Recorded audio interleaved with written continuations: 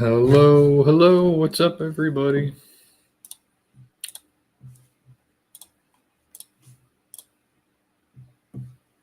All right.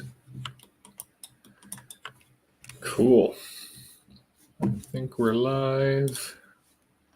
Are we live? I think so. Let me make sure.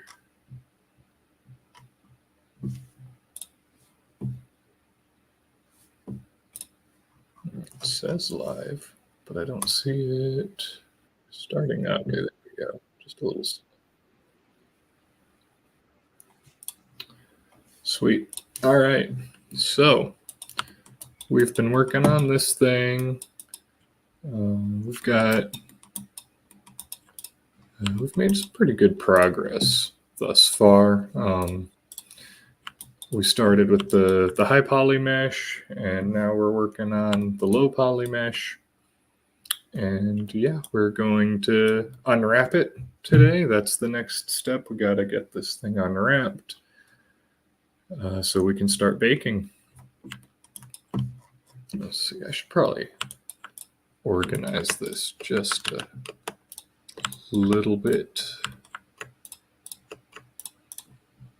Usually I just kind of select all the low poly parts and group them.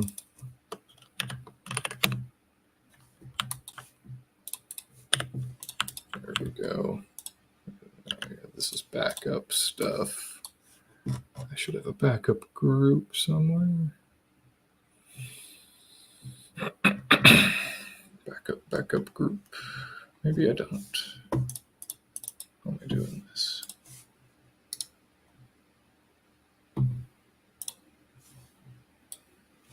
Oh, yeah. So usually what I do, well, here's what I'm just going to delete this because I know I don't need it anymore.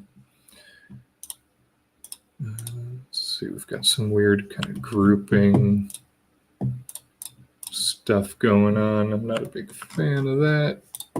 Whatever.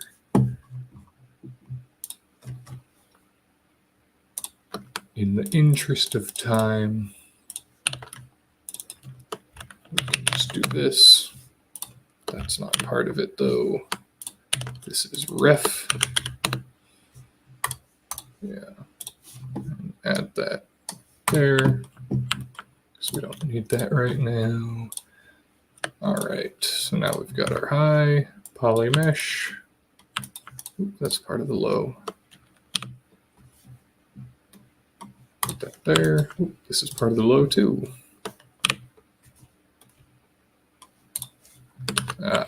Much better. Got to check out from Perforce.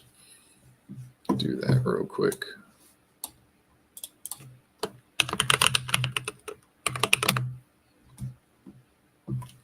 That little read-only error just means that the file's not been checked out. It's just a little protection so you don't accidentally have multiple team members editing the same thing.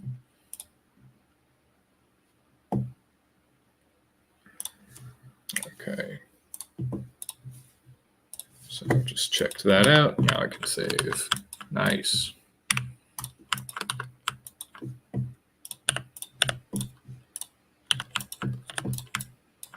All right, perfect.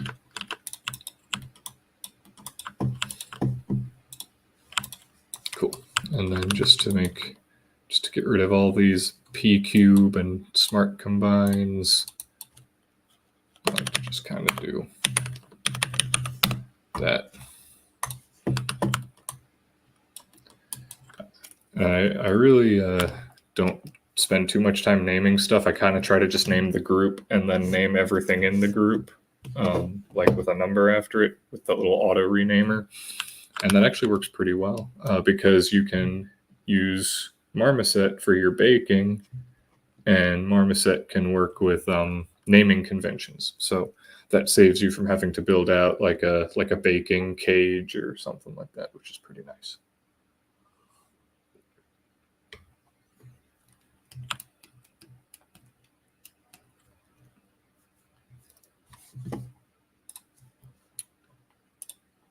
Just check some stuff real quick.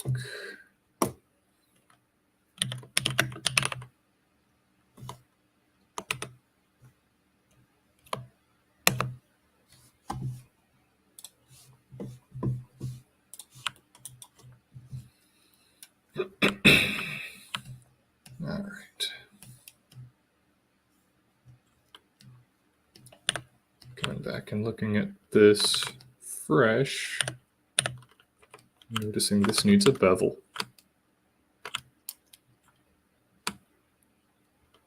Even just that much makes such a big difference. And okay, we've got a bevel on that side. All right, I think we're good. I think we're good to start baking this out. Well, UV mapping this anyway. All right. So hide the high poly and we can get right to it. So I guess we should start with the hardest part, which will probably be this. All right, and okay, so this is the part where all of my students will be mad because I'm going to cheat. I'm not going to use Maya to do the UV map because I really don't like using Maya to do the UV maps. I like to use a program called UV Layout. And it comes in like garbage. So we just clear it all out. All right, now we've got our mesh. Okay, so it's time to start marking seams. So we just go around and we mark seams.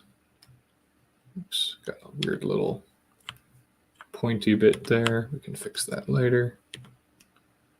So you mark the seam and then cut. And this is what I love about UV layout. It lets you kind of like, so like I'm actually not editing the model right now. If I go and look at the model view, I'm looking at the model view now and see nothing has changed. This is the UV shell view. It's like 3D UV view. So like basically I'm previewing the shells in 3D, which is pretty neat. I think I want to separate this. Do I want to separate that? Maybe I don't actually. Well, let's try it. So if I separate this, I can just flatten it out. And this tells me, the green tells me how much distortion I have. So see where there's like, it starts to shade red there. That's warning me that there's a little bit of distortion. And if there's tons of distortion, it turns redder. So that's really handy. All right, let's see what we can do with this. Whoa. That's fun. I like that. And then I can preview my UVs here. Oh yeah, and for some reason, probably has something to do with Maya's wacky scale. These are huge. And so my checkerboard texture is huge. I can just change the preview scale. And so yeah, so that kind of shows me sort of what I've got going on. These knobs aren't doing so well. They've got a lot of distortion there, a lot of that red. So I got to kind of think about how I want to deal with this because there's a few ways to deal with it. If I cut it out and flatten it, that helps with the distortion quite a bit. See how it's not red anymore? And the pattern is much less like wacky. But now I've got this like kind of awkward blank spot in my texture map. I don't really like that because it's kind of like a waste. Like it's going to be kind of hard to pack this efficiently. Like it should just go right in there. So I may be able to kind of cut these out, flatten them, and then just kind of like manually put them back in. That's kind of what I'm hoping to do.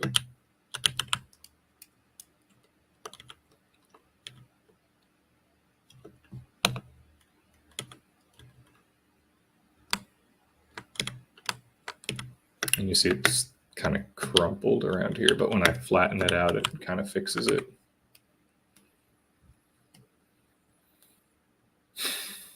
Cool. Okay. And this one's kind of fine. So I'm just kind of flattening it out a little more.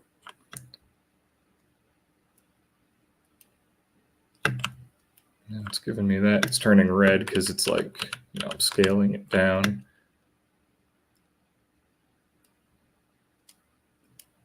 always scale this up instead. Now, obviously, we're not working at our actual like Texel scale yet, so this is all going to change. But yeah, this is probably what I want to do. I want to kind of, just noticed I've got like a doubled up vert there. Or wait, no, it's not. It's just this goes with that. That's okay. Let's see here.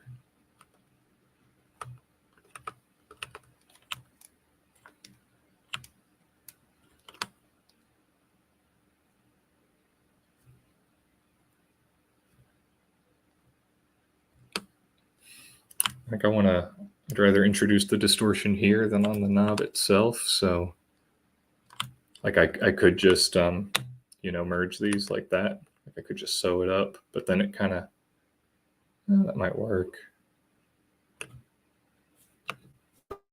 Thinking is, kind of like puts them in the middle, and I kind of want it to more like meet there, but I could also just sort of push it back by hand.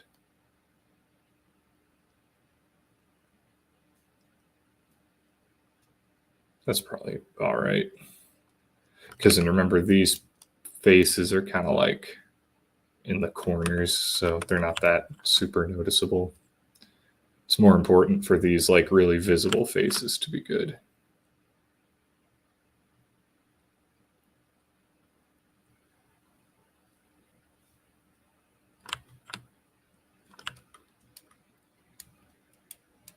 I think that'll work.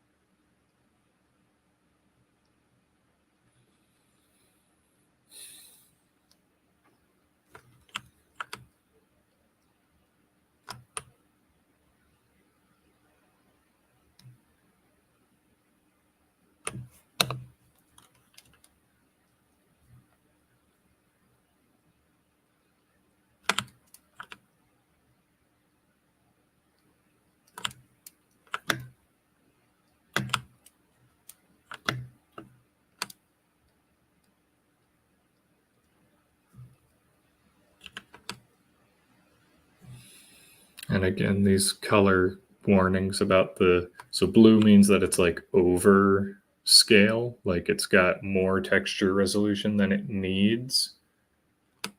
Green means it's just right, and red means it's too low.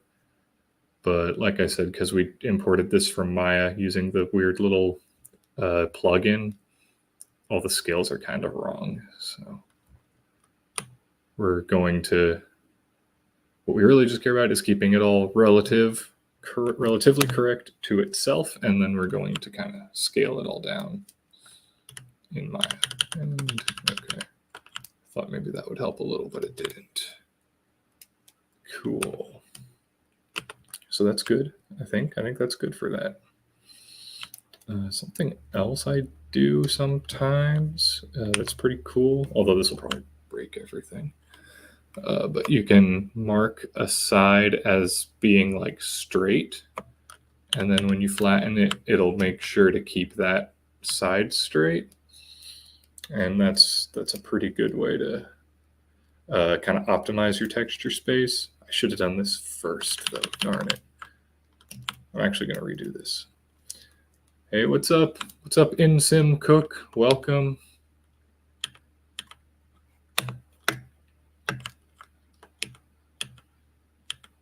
We are using a really funny program called Hedis UV Layout. I love it.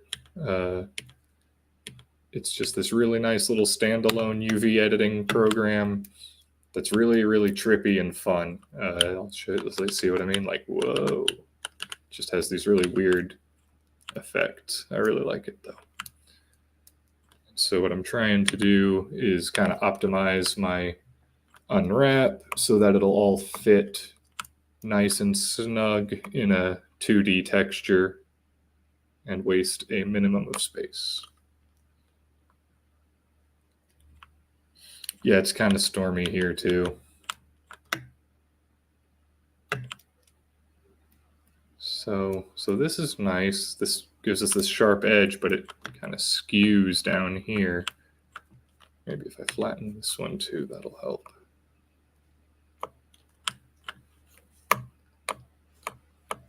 UV editing is equal parts art and science, I guess you could say.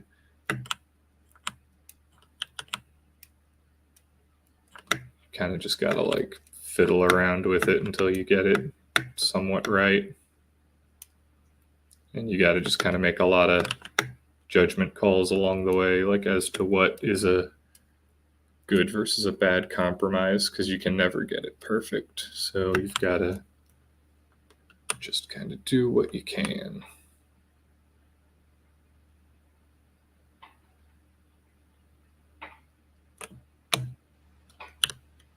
Ugh.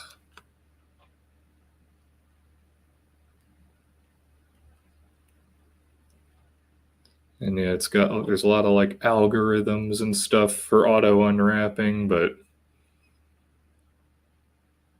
you know, sometimes you just got to do it by hand. And I always do it by hand because, you know, because my meshes are always kind of weird.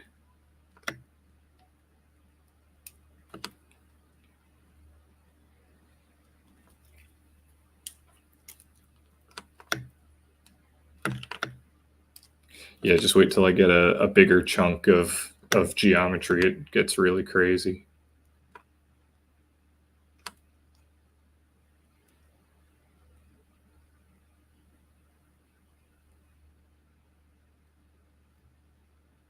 This is the tedious part, just kind of manually stitching all this. But it's kind of the same as the building the mesh in the first place. You know how you just kind of go around and build like the different profiles, and then you have to just kind of go through and, you know, merge them. It's kind of the same.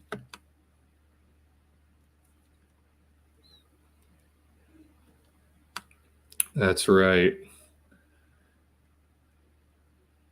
Yeah.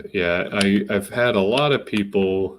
I talk to people sometimes, and they're always like, "Oh, you need to, you know, you need to be using AI, or you know, you need to be using something to speed up this, you know, this like monotonous stuff to give you more time to focus on like the artistic stuff." And I kind of agree. If I could find like an AI tool that would do this like to the standards I want, then I'd probably use it, but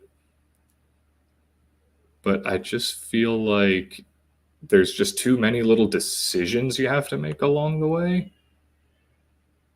Like none of this, like everybody wants like a step by step process, but like there is no step by step. There's just making decisions constantly, you know, like making trade-offs constantly.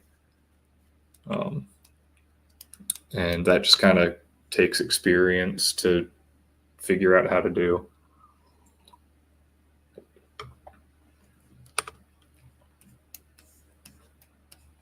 All right.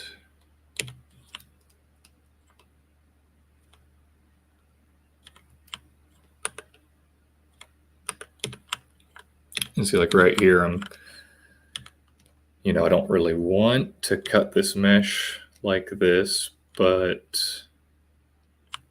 the alternatives might not be much better. So kind of thinking this is the least bad path to take. I might be wrong.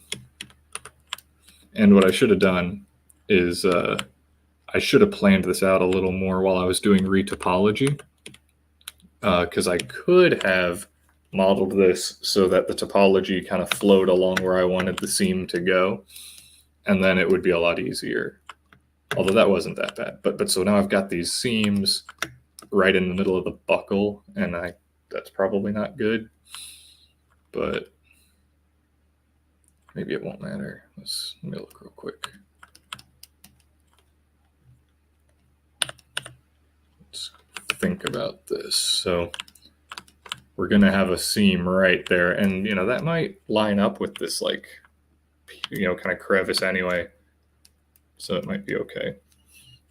And the nice thing about the McSpacebiff art style is I can always just draw a line, like a thick, dark line right over the seam, and that helps. That can help a lot. Let's see how this flattens out. Whoa. That's what I'm here for. I love that. All right. So decent. And these, maybe I should cut around these and do them a little separately. But the distortion's actually not that bad, and it's not like these little things are super high detail anyway. Here's what I'm talking about with the seam. Honestly, it might be fine.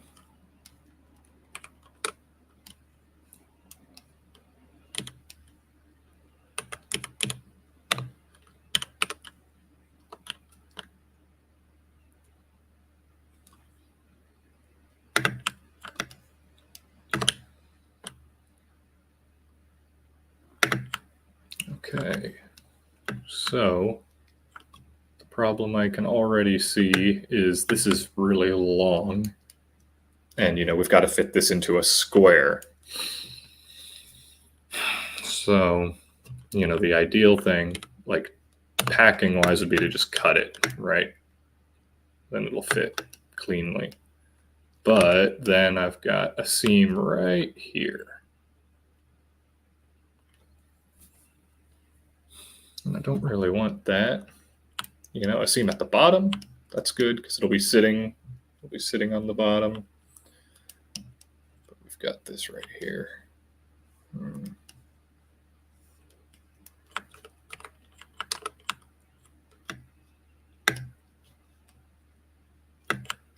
Maybe there is somewhere else I can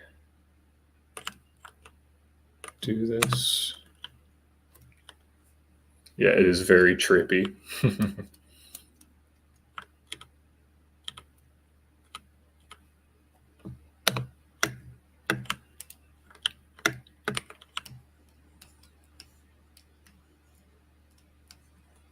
See, I should have just designed this so that there was some kind of like, surface change here.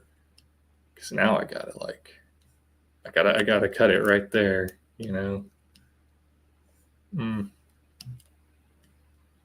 Oh boy. It might be a little better at least to just like cut it not straight in the middle. Maybe like that. Yeah, and then I could just paint in the texture like a big scratch there or something, and that would kind of help.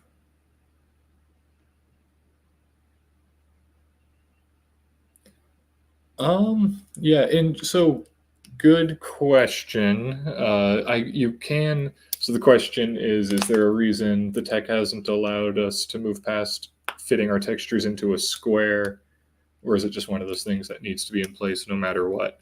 Well, the answer is I don't have to put it in a square. I could make it like a rectangular, like a wide texture. Unreal is, I think Unreal is pretty like Unreal wants it to be a square, and so what it's going to do is if you import it as a rectangle, it's going to just like scale it so that it's a square, and then it'll like compensate the UVs to offset the distortion. So like really you can get away with it not being a square, but you kind of pay this sort of subtle penalty of distortion. But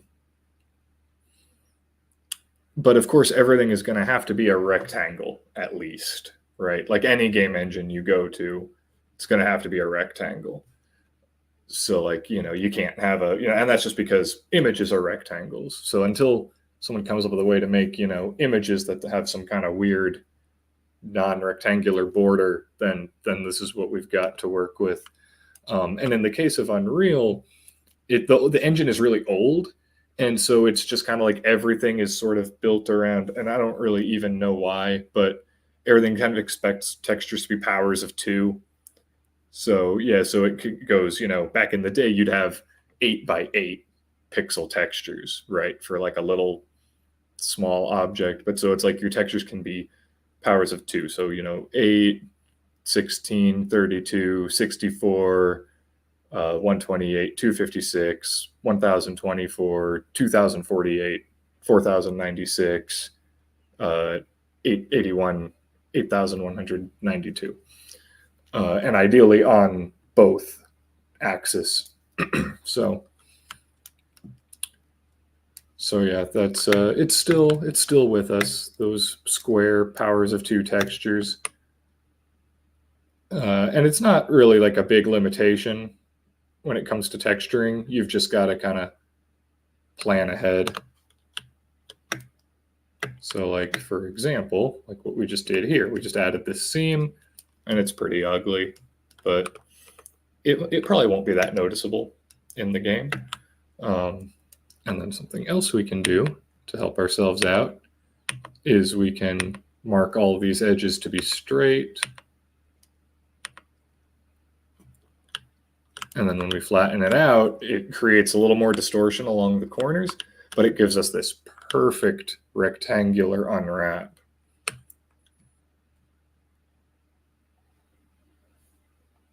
Yeah, and you can kind of see it. Let's see, let me do it to both of them. This is where we're gonna regret having not planned our topology. Let's see, what did we get? Uh-oh.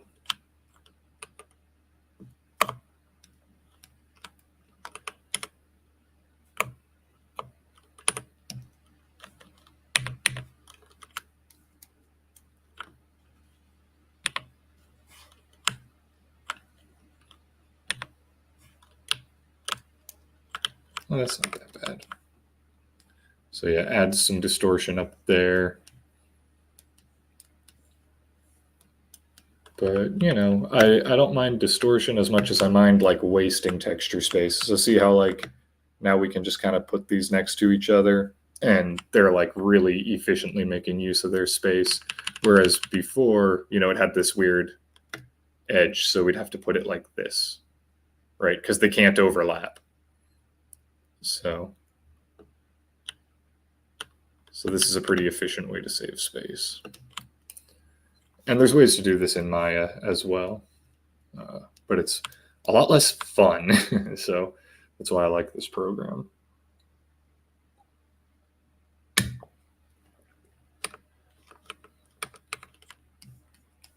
All right, so we got this whole chunk unwrapped. That wasn't that bad. So I'm going to send it back to Maya. And now if I look at this in the UV editor, oops. Oh, I'm looking at my high poly. Helps if I look at the right model. Boom, there we go. And so now we need to start getting these ready to scale in to a reasonable size. Oh yeah, and then there's this. What is this? This is just a random polygon that somehow escaped detection. So I can just delete that. Nice. Oh yeah, and then now that I'm looking at this again, there's no reason not to just put this right in there. So I'm gonna go back.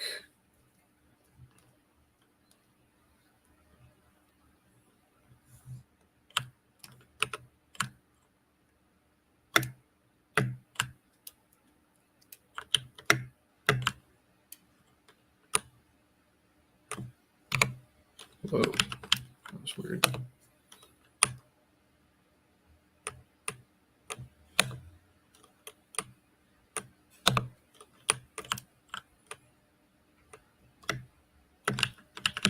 You know what? I'm actually going to do this in Maya.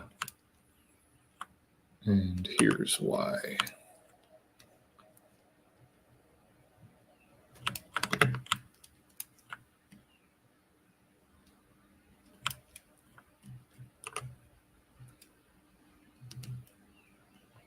I'd rather my distortion be introduced along this kind of weird part and not affect all this other stuff.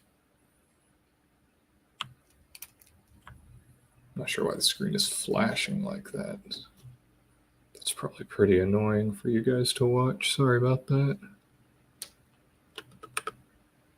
So make sure these are, right, I've got this weird little double vert.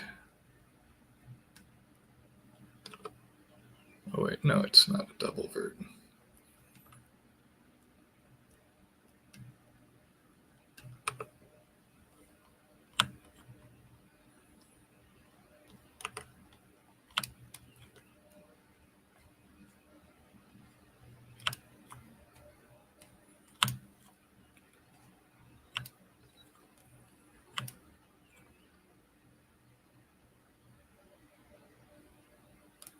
Yeah, that's why I always appreciated the Namen workshop tutorials, is because they'd be like just kind of flipping back and forth between programs, because it's like you're building a house, you're not just like, today we're going to use the hammer, it's you're using the tools for what you're trying to do, and so that's going to be different from moment to moment.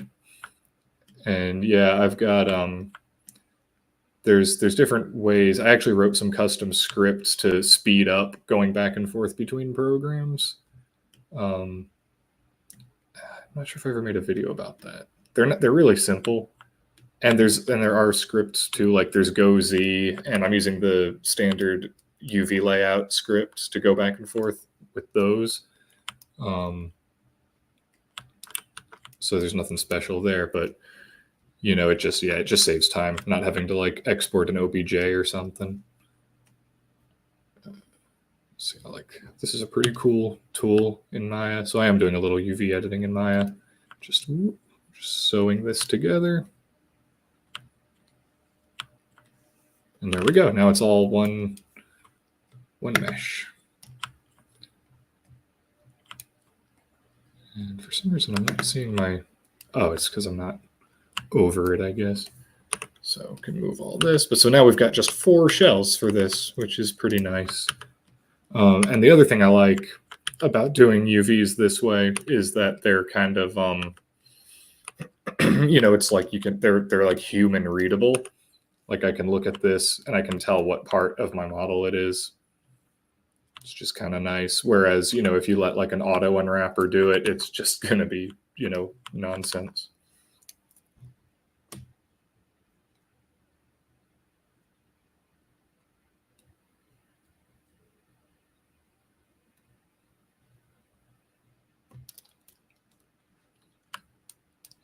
Yeah, or I just saw that other comment about like old holdovers from like old times. It's like like Unreal being Z up, whereas like everything else is pretty much standardized Y up. But Unreal just, had its own way of doing things before everyone else did, so it's Z up. Now I do think I might want to straighten those edges, but let's move on to another part of this first. Okay, I'm going to delete that. Okay, so just send this.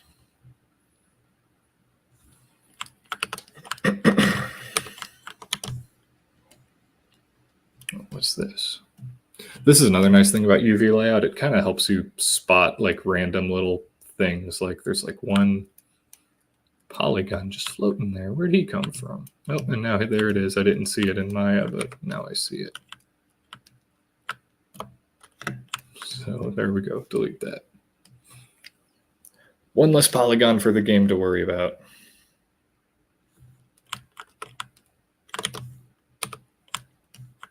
Translating to more frames for you. All right, so this is going to be a little tricky to unwrap because it's a weird shape.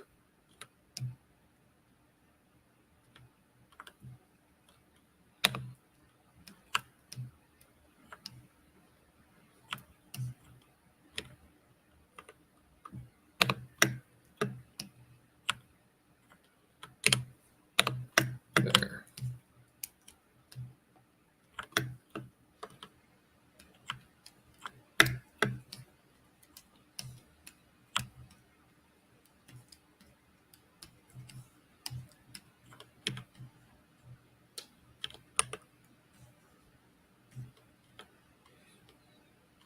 Yeah, and then going back to like just kind of learning just what you need to and just kind of ignoring the rest. I mean, there's a lot of stuff in here that I don't even know what it does. It's a complicated program in and of itself, and I just kind of use it for the basics.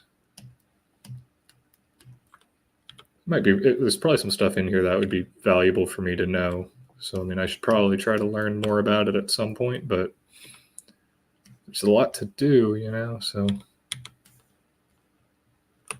I do try to go out of my way and learn new things and get more proficient in different programs, but I also try to just sort of get stuff done sometimes with what I do now.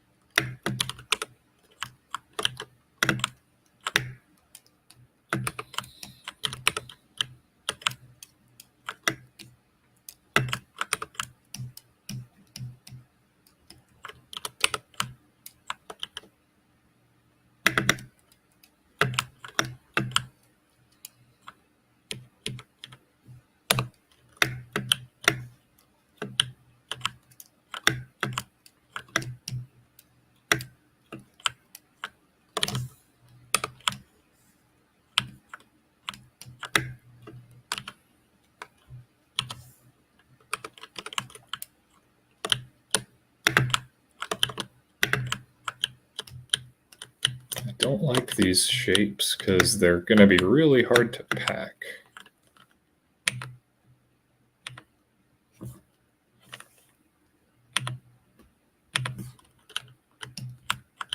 Whoa. Didn't like that.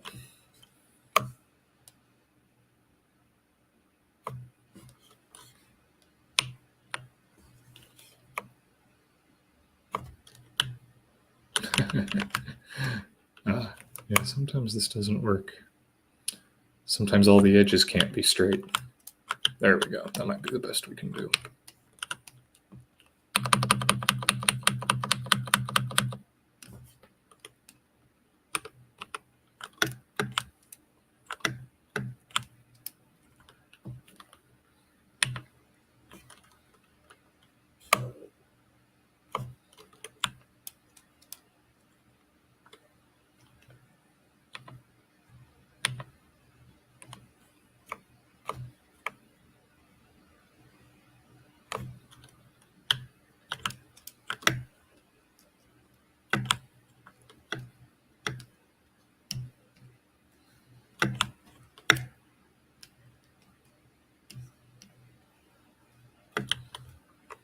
It's also a good idea to kind of check because it's easy to like put stuff upside down, because you can't tell what it is. So it's good to check that and try to like keep things sane just for your future self when you start texturing. So otherwise I'll be like texturing this buckle thinking it's one way and it's actually upside down. It's like just annoying.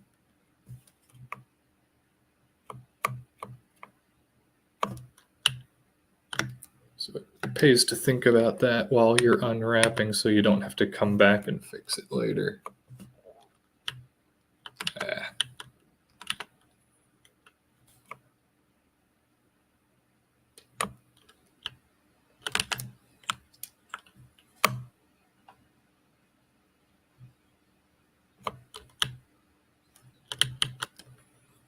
What I'm trying to do now is I'm just trying to create as many straight lines as I can, because then I can at least kind of do like this. I can kind of puzzle this stuff together with a minimum of loss, whereas, if it's just all kind of free form, then you've got a lot of gaps. And gaps mean wasted resolution, which means blurrier textures. Ideally, I try to get it so my textures you can bump them down to 512 and it won't look like crap. Because, there's a lot of people out there that don't have super high-end hardware, like not everyone's got a GPU with, tons of dedicated VRAM. So I try to keep things light. But I also want it to look good.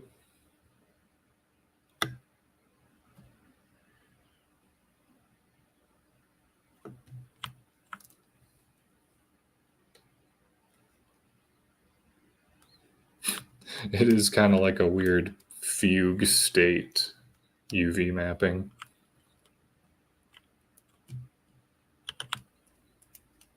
All right.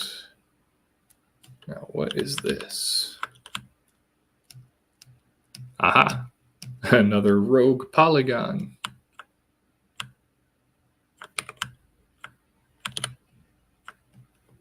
Get out of here.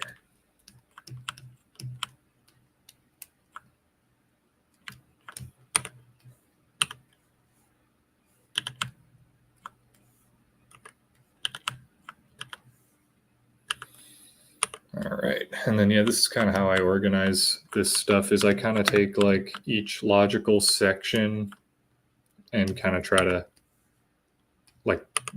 roughly pack it into just a 0 to 1 cell, and then I kind of put them arrange them like one cell over on the left.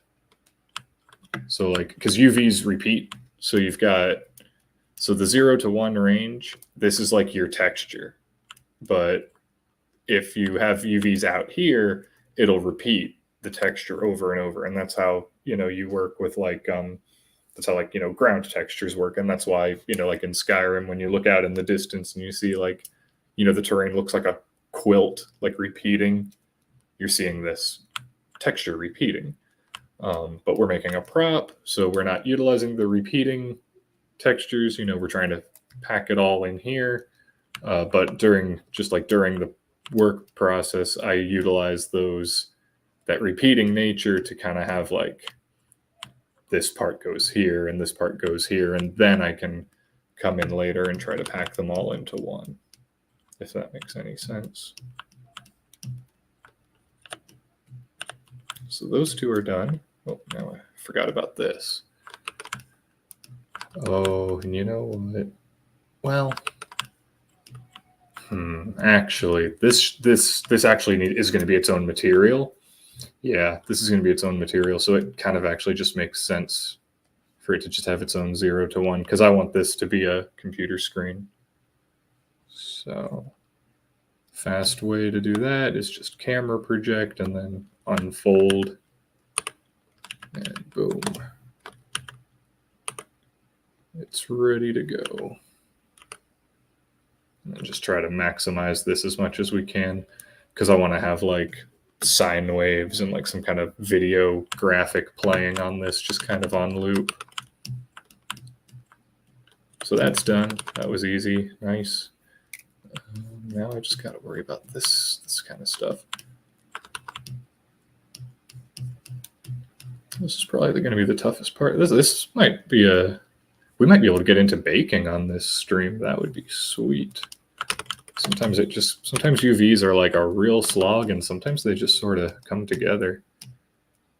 Fingers crossed, they might just be coming together today.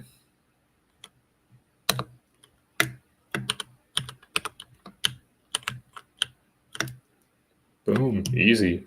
Send.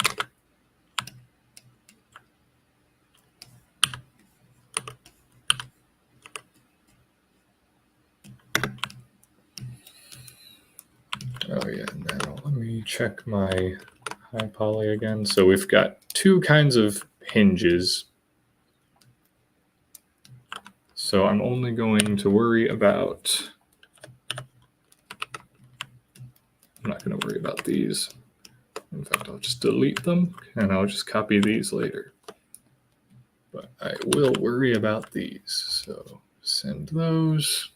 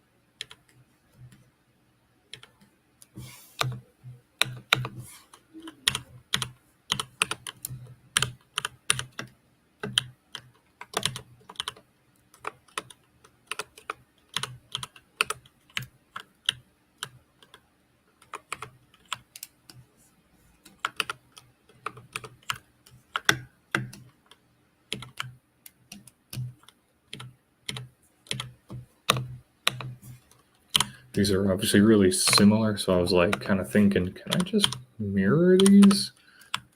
But I think they're going to be different enough that they'll kind of justify having their own space on the texture.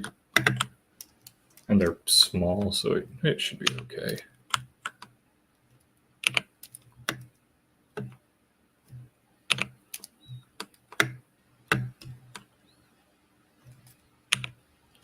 And they're hinge pieces. If they weren't, I'd probably have just like modeled them like all as one thing, but like since they can actually kind of turn, it's probably worth being able to see inside them. All right, so I've got one more.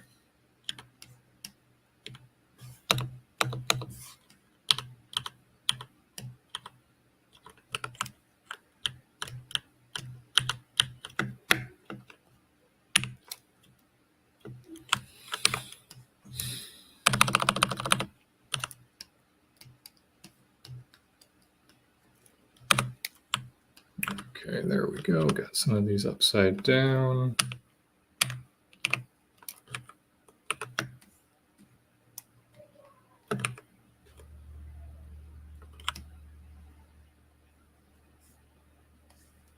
Okay, that should work. So now I just want to try to at least keep them sort of grouped.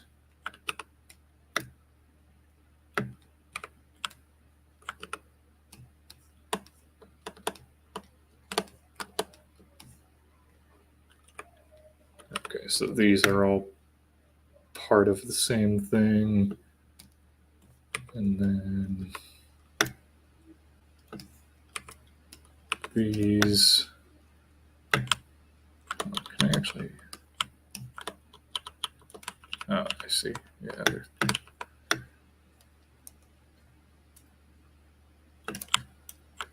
And then same thing here.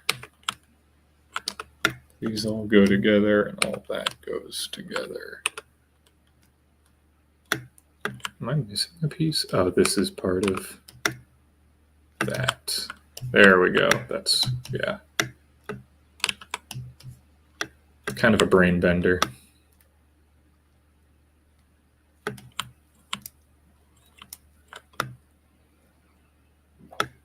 And now I'm gonna just try to kind of test fit these, see if I can find a efficient way to pack them. And of course, with packing, you always want to leave a little bit of room. You don't want to like butt things right up next to each other. And that is because as things get further from the camera in 3D, you have MIP maps, which is basically like a descending set of texture sizes. So as something gets far away, it'll swap out its full res texture for like a quarter res, and that's just something the GPU kind of automatically does as a performance optimization. And so you want to be able to do that. If everything is really close together, it'll kind of bleed over, and you'll start to see parts of the texture showing on parts where it shouldn't show. One sec, I'll be right back.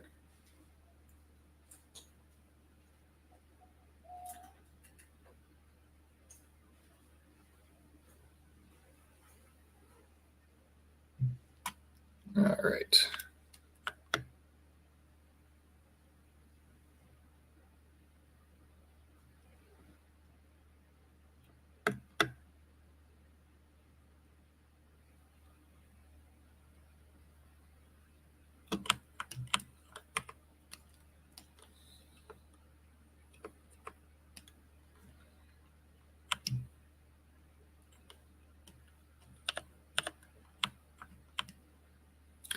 I could totally reuse this. Yeah. It's just these that have to be unique. Yeah, it's those pieces. These little hinge pieces are basically the same. Yeah, okay. I'm only going to keep one of these. But these, we need two of them. Let's try that out.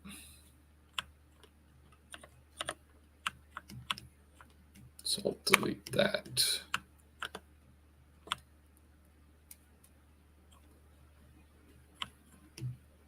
Perfect.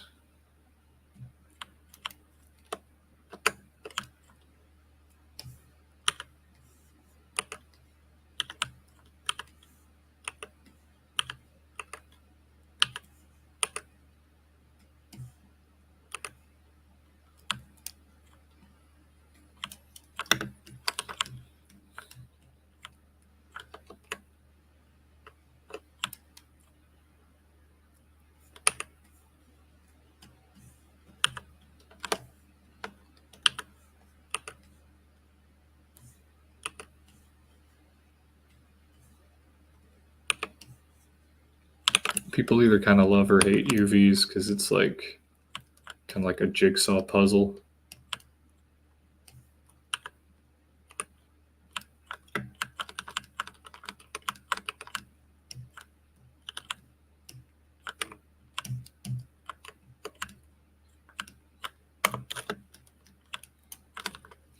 I'm probably a little bit of both. I kind of love it and hate it at the same time.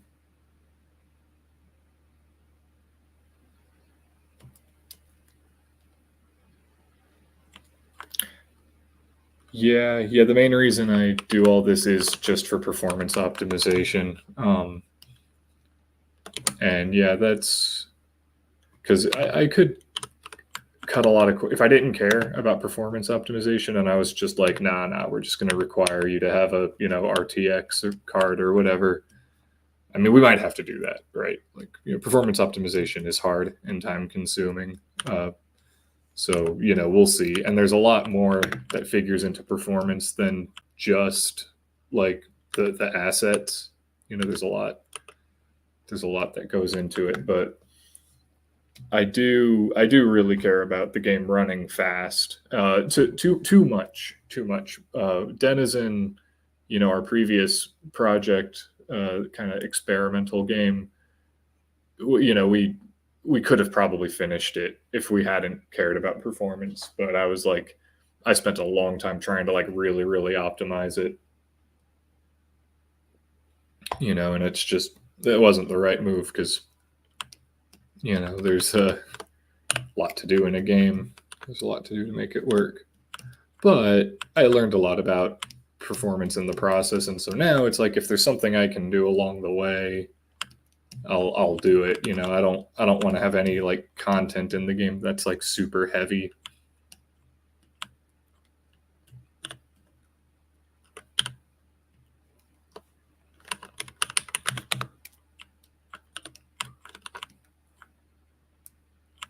All right, so now's the fun part. Now we got to take all this and find a way to fit it all in here.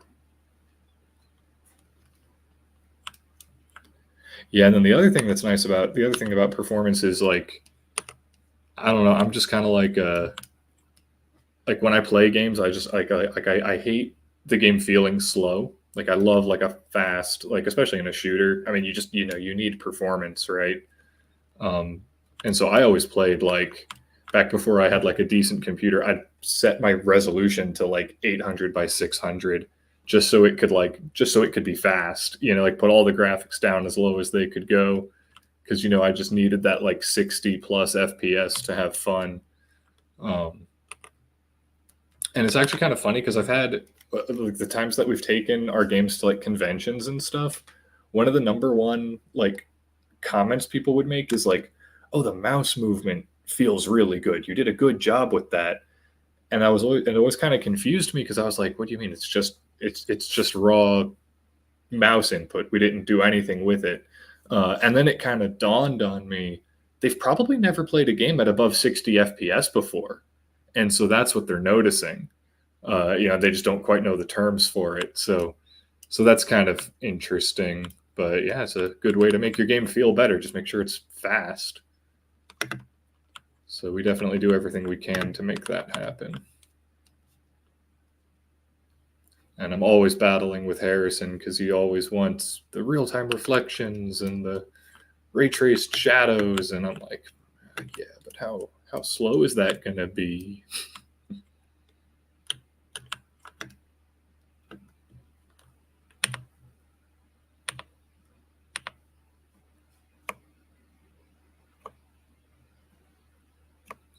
yeah, if there's any interest out there in performance optimization, that could be a interesting to me dev stream.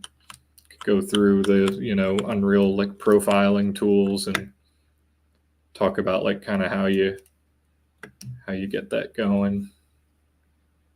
Because sometimes it's like you'll find something and it's just like one setting nets you 10 FPS, and it's like that's a good feeling when you find that.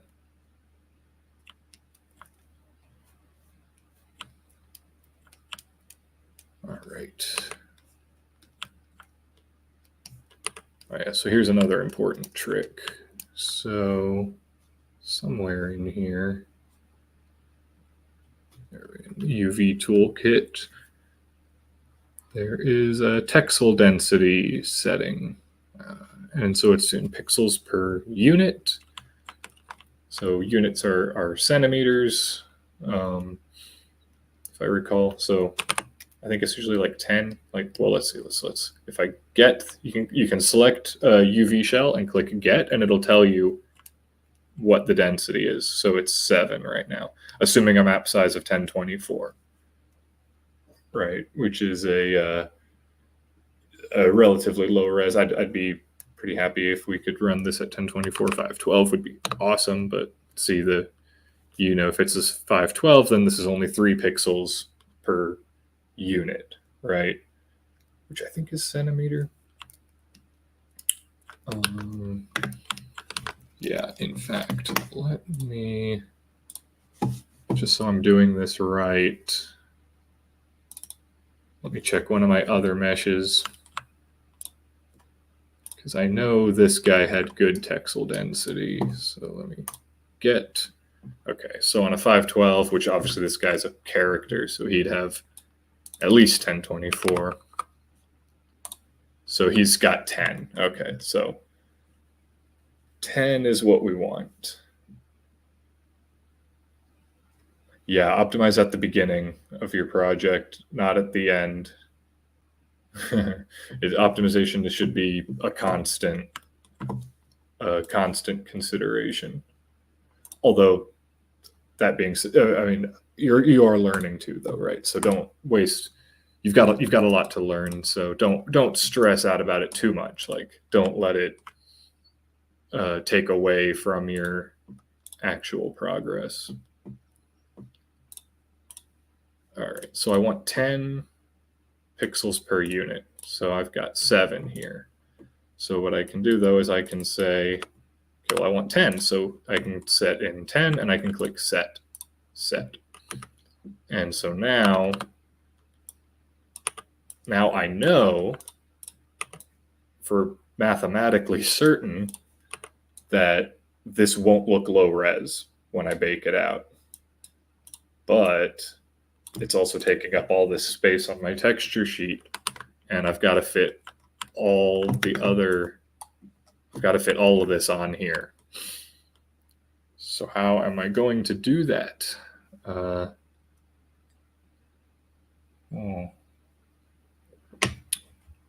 There's a lot of ways. You can make small compromises everywhere, scale stuff down. Maybe I don't quite get 10. Maybe I can mirror. I'm saving a lot by mirroring the straps. So all this is, I only have 1 of these to place. I don't have 2 of them. Maybe there's other things I could mirror, but I already mirrored out the hinges, so there's probably not a whole lot left. But I can at least find out how far off I am by setting these to 10. There we go. That looks better already. So see, I had unwrapped these things at I'd unwrapped the shoulder straps at this size, and that looked right to me by eye. But when I actually set it by texel density, I realize I'm way off. I only need this much. I would have been wasting a ton of resolution. And these guys. So right now, everything is equal. Everything is equal, and that's good. but it's not all going to fit.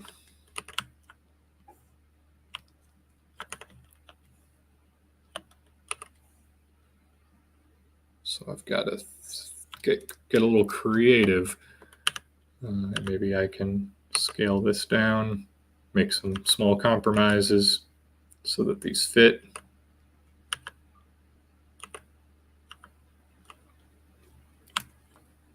What am I at now?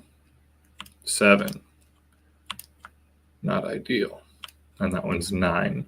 So this one, I know that there's not a ton of detail here, at least not like compared to this, right? There's tons of detail here. So I don't really want to compromise on this one any more than I have to. But this one, I could probably compromise on. So 7, 9.5, that's probably good. And then this one's 10, that's nice. I don't want to compromise on that because it's the front. It's got a lot of detail. So if I put this one to 7, let's make it 7.5 even. And then I can make this one 7.5 even.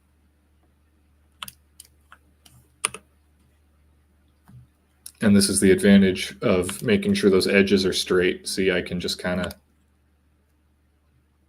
fit them in there and make sure I've got a little bit of room for that map bleed that I was talking about.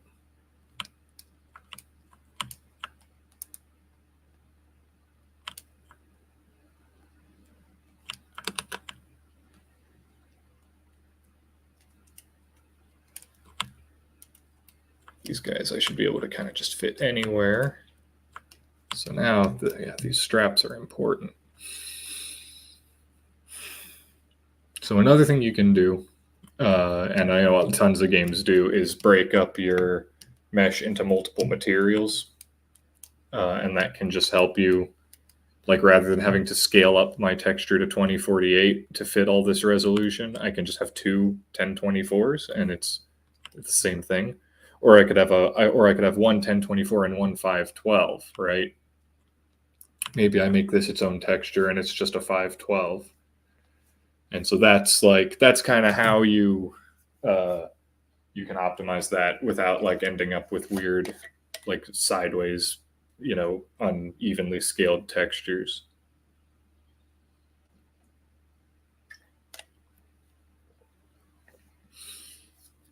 Might be a good way to go, but I don't really like doing that because of draw calls. So when you have more than one material, it adds another draw call. And I know at least in Unity, draw calls were like the bane of existence. You did not want, Unity could not handle a lot of draw calls. Unreal's a lot better at it, so maybe I could get away with it. But it's also like just a little more messy. It's like now I've got like a handful of materials for one mesh. But it also has advantages because then it's like if I needed like a version of this without the straps, then I could, I could disable the straps and pull that material out. So maybe that's the best way to do it.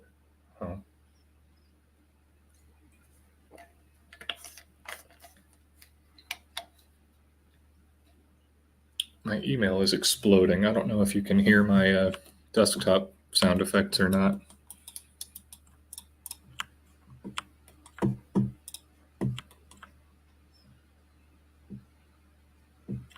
Oh, and you know what? I've got where'd the front go?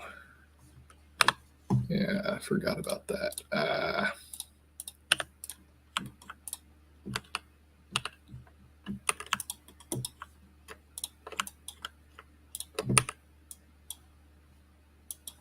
I gotta find somewhere for this still.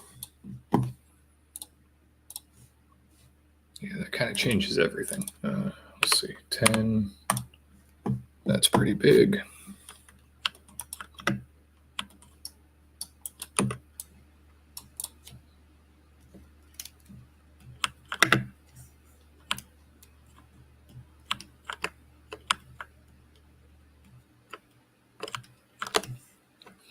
Now these I definitely don't want to split into two textures because they're always going to be together, like we're probably not going to want to have like a version of this without the door.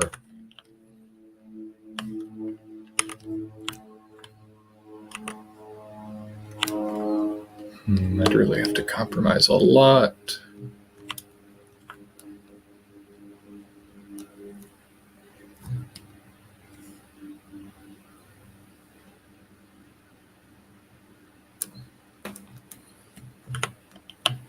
It's tricky. It's tricky. Don't let anybody tell you that it's not.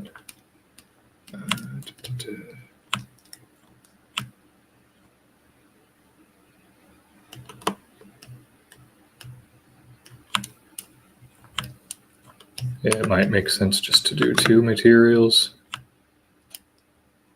Yeah, those would fit. These would fit together pretty well. Let's actually just test fit that. Let's see, so these are all, make these all 10.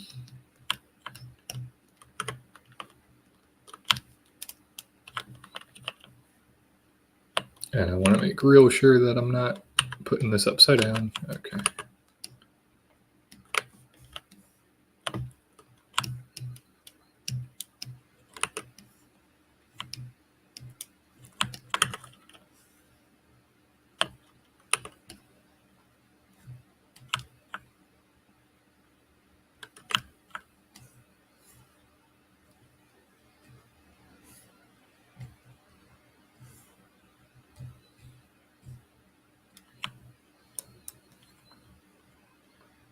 Yeah, it's like playing Tetris.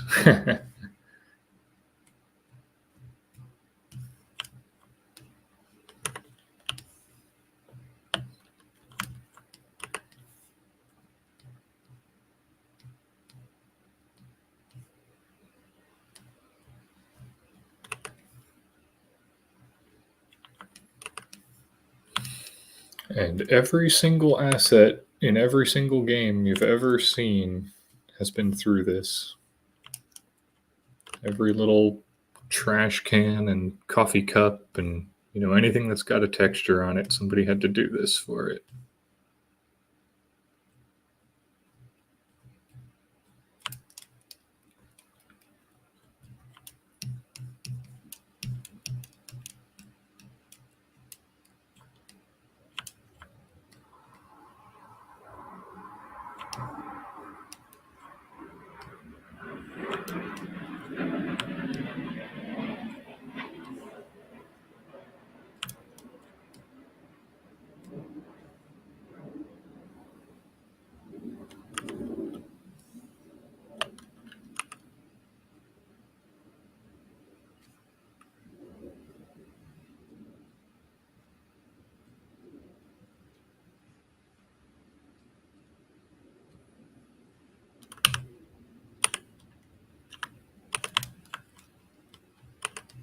So since this kind of doesn't all fit, I kind of just decided to just scale that buckle up. And now I'm getting 13 on there. That'll be nice though, because it's like a little detail. So, and then I'm also thinking this might not hurt to just kind of add a little bit too. We've got the space. We're kind of struggling to fit anything else in there. Might as well take it. So now that's 12.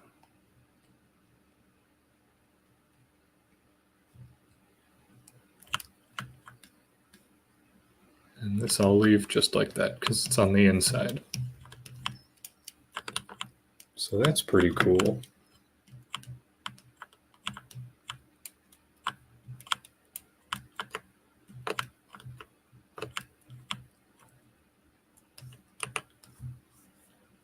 Now, where do these hinges belong? Do they belong on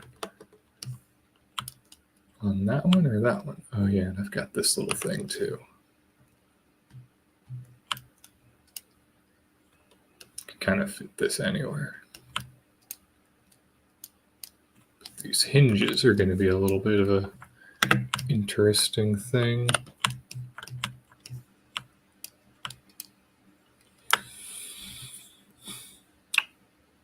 Oh, you know what I might be able to do?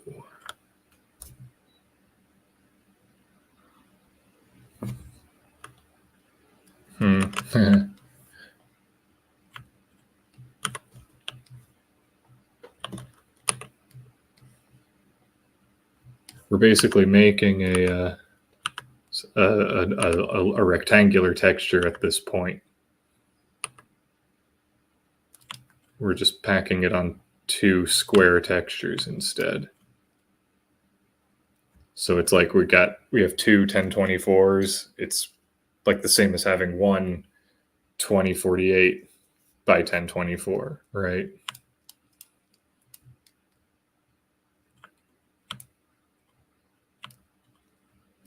But Unreal will be happier.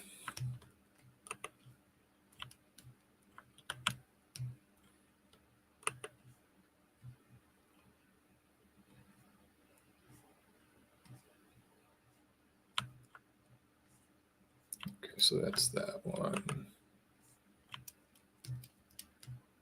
This is that one, and this is that one.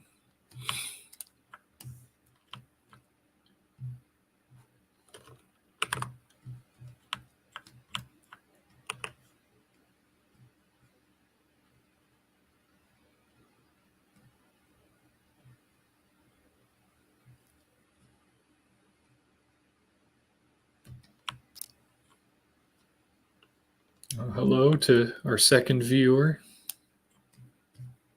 We're doing some UV mapping. We modeled this little radio backpack thingy on the last stream. This is what it looks like. We modeled it on our last stream, and now we are trying to get all of these little details, reduced down and unwrapped and ready for import to Unreal. And so we're almost done with our UVs, actually. We've got some pretty decent packing going on. Just trying to find a place for these hinges and kind of debating on whether I want to use 2 sheets or 1 sheet.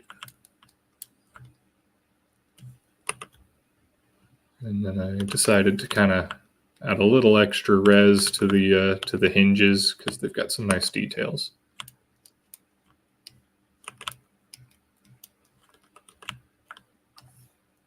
Trying to keep my my layout a little human readable, so like putting the top hinge on top, that kind of thing.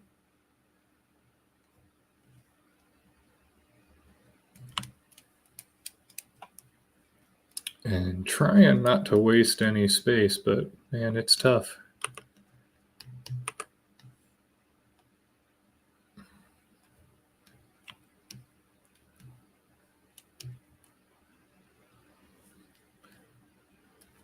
And also trying not to like do weird stuff like putting, parts from the straps on the sheet with the main piece.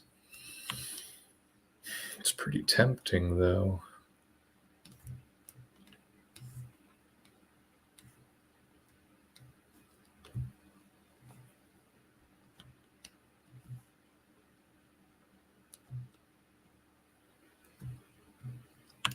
And I'm trying not to go too far below 10 texels on a 1024 map.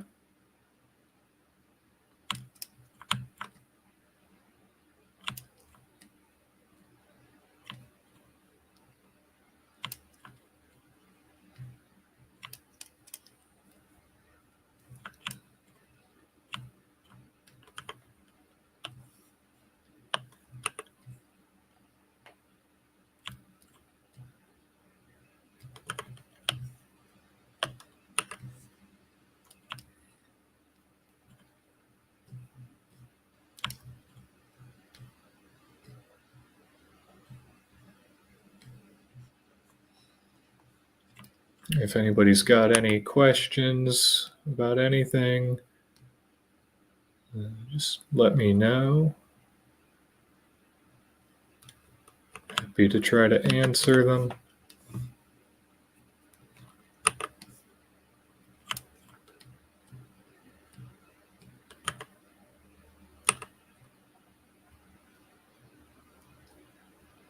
Or if you got any questions about the game, Captain McSpacebiff, That's what this is for.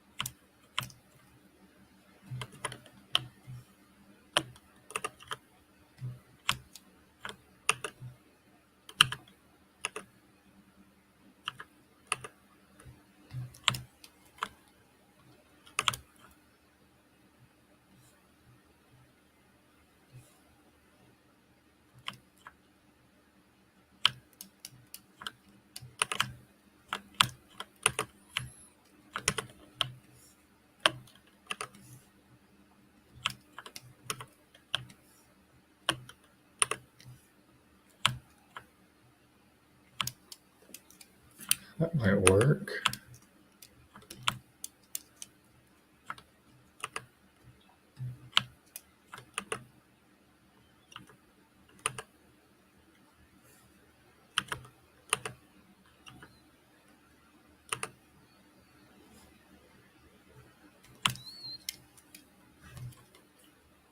Yeah, I think that's going to work. Let's see, is that everything? Am I missing anything? Yeah, that's everything because we don't need to worry about the screen.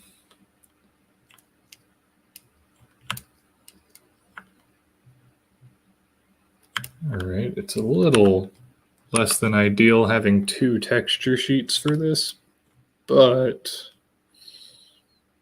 it's probably worth it.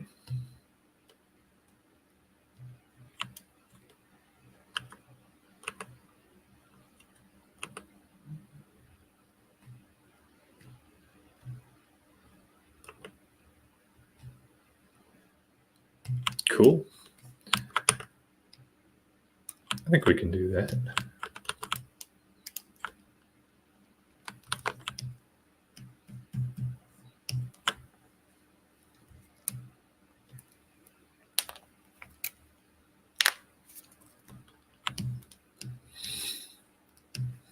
All right.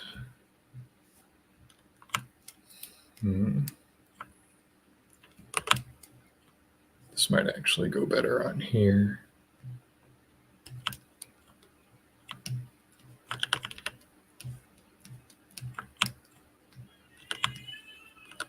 Oh, wait, never mind. Can't do that.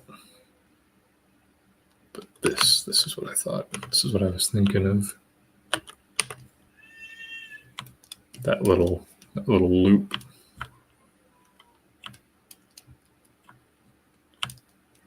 So this sheet is basically everything but the front and back.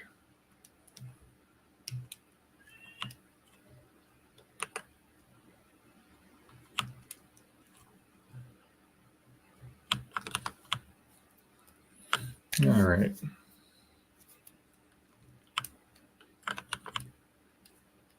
Yeah, that's nice and clean.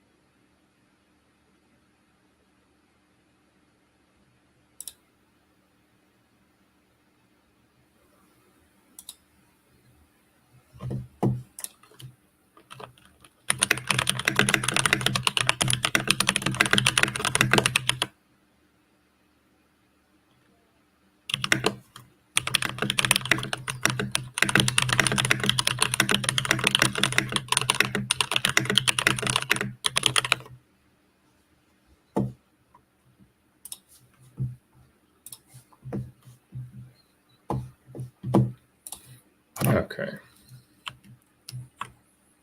So now we need to start thinking about how to bake this. So this is the real tedious part. But we're making pretty good time here. Got that unwrapped in an hour and a half. That's pretty good. Hour 23 minutes. Not bad. All right. So here's what I'm gonna want to do. Oh wait.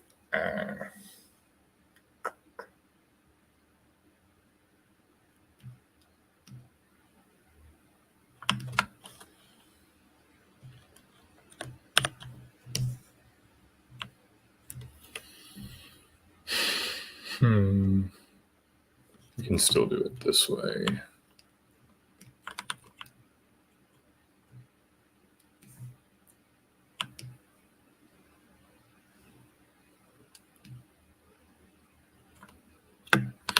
Yeah, okay, here's what we'll do. So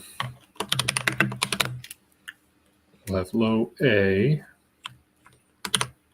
and duplicate it with low B. So this one,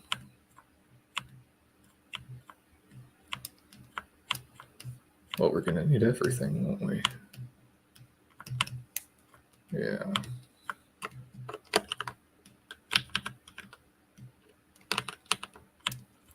Never froze the transforms on these, that's not good.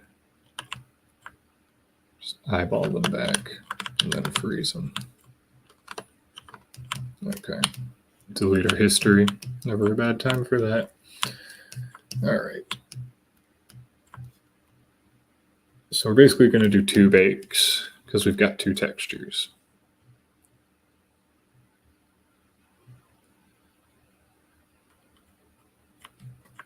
And this is going to be in both of the bakes.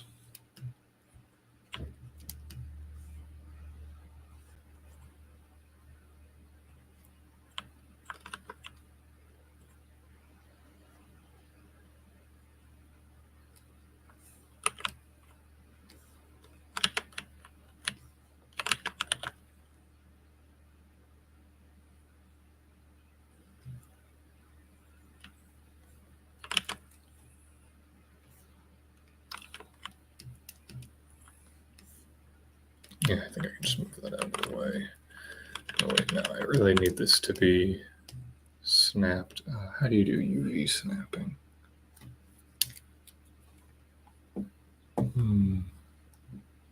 I need to look that up.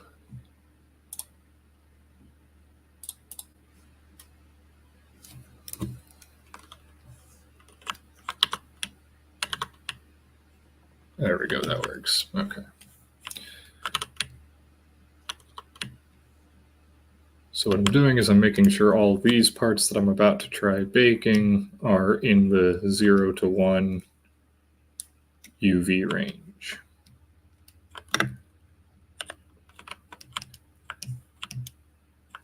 And okay, now I need to name all these things.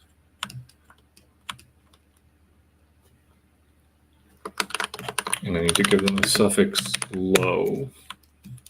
So strap low, main low,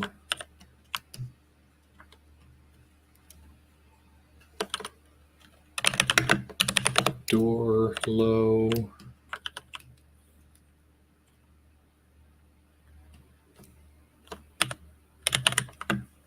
let's see, well, what'll this be? What should I call this? Hinge, simple, low. Call this hinge A and hinge B. Okay, now we've got to do this. Oh, and I really should make material IDs, shouldn't I? Yeah, that kind of.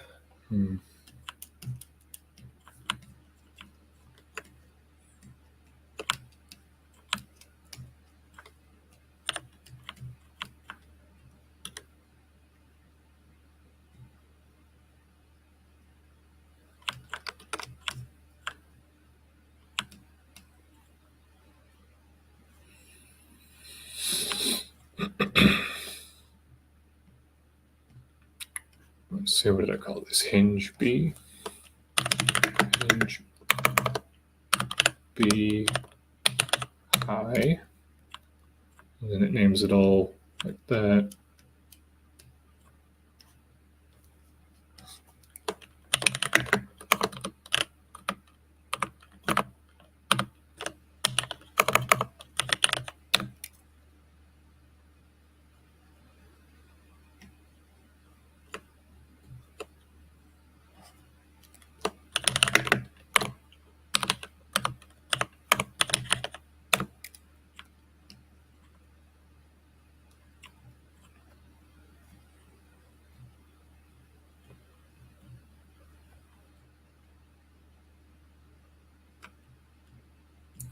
So naming these correctly is important so that our baking software, which would be either like Marmoset or Substance, can bake everything properly. Oh, welcome back. Didn't miss much. We just we finished our UVs, and now I'm kind of organizing the file and naming everything, getting ready to bake it out. So I'm going to be using either Marmoset or Substance Painter to bake, probably Marmoset. And so it can work with naming conventions. So you name all your high poly stuff, whatever underscore high, and then you name your low poly version, whatever underscore low, and then it knows to bake those together. Yeah, it's pretty sweet. So I just named the door.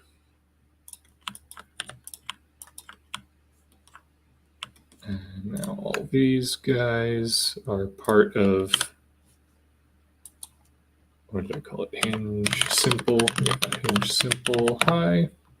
So it names all those. These are the straps. Go ahead and name those two. Strap underscore high. And now all this, except for that, is, yeah, this is all main underscore high. All right, that should work.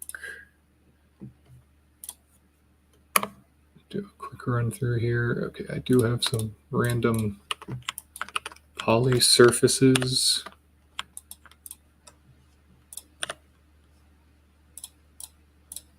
And to make this just a little extra confusing, I'm going to do this twice because I want to have, the two separate textures. Oh, these look like they're empty. That's odd. Okay, I'm going to check this in to source control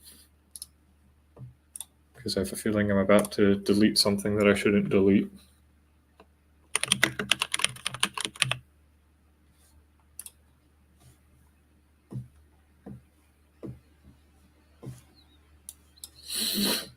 Source control is like the ultimate control Z.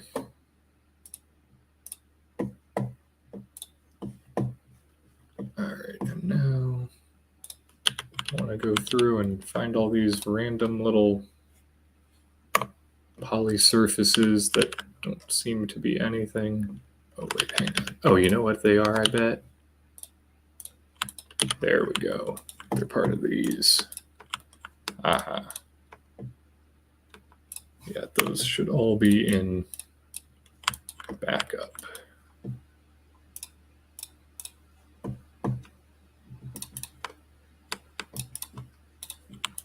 Okay, so yeah, here's what we'll do. We'll make a backup group.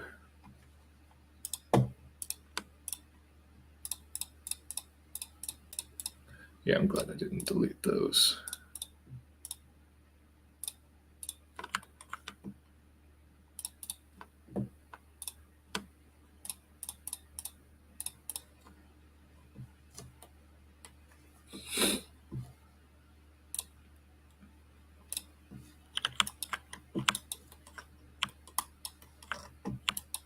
Yeah, these are like all the little meshes that I made like while in progress. Maya has been doing this thing to me lately though, where when I clear history, it leaves all these empty groups, and that really drives me nuts. I'm not sure why it's doing it.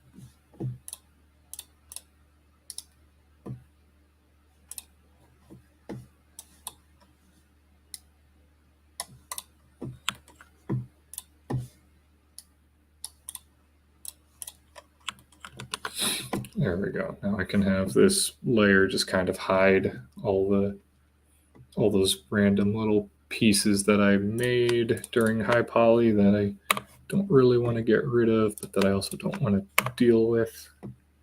And that won't be part of the bake.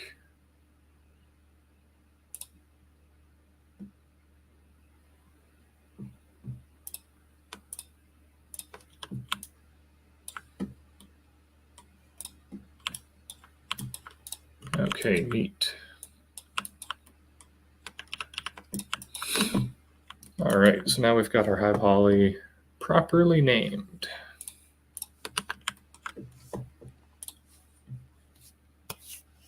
All right, let's see, is that? So I've got that. I've got this, and I've got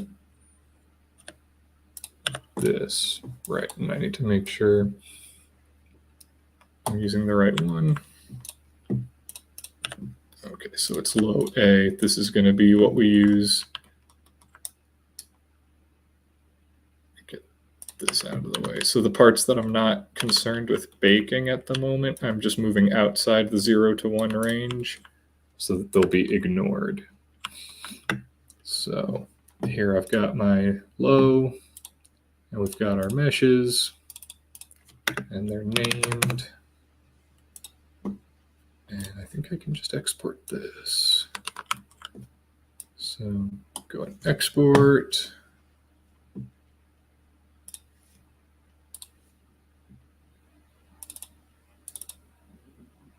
The way I usually handle this is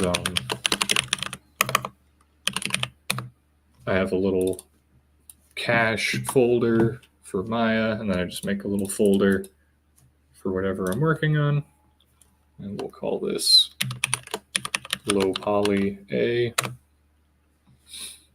All right, it's all named properly, and now we've got our high, and it's all named properly too. That hierarchy, I've got some like hierarchy stuff going on, basically, so I can just open the door. That may or may not be a problem. We'll see. Oh yeah, notice the UVs for the high poly are total trash. That's fine, because we're not using that. It's only the UVs for the low poly that matters, and our low poly UVs are perfect.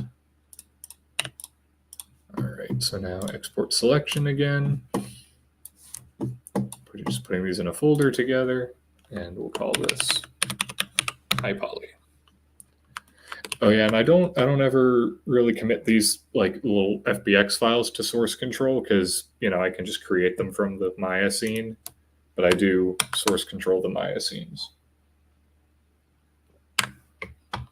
All right, Marmoset tool bag.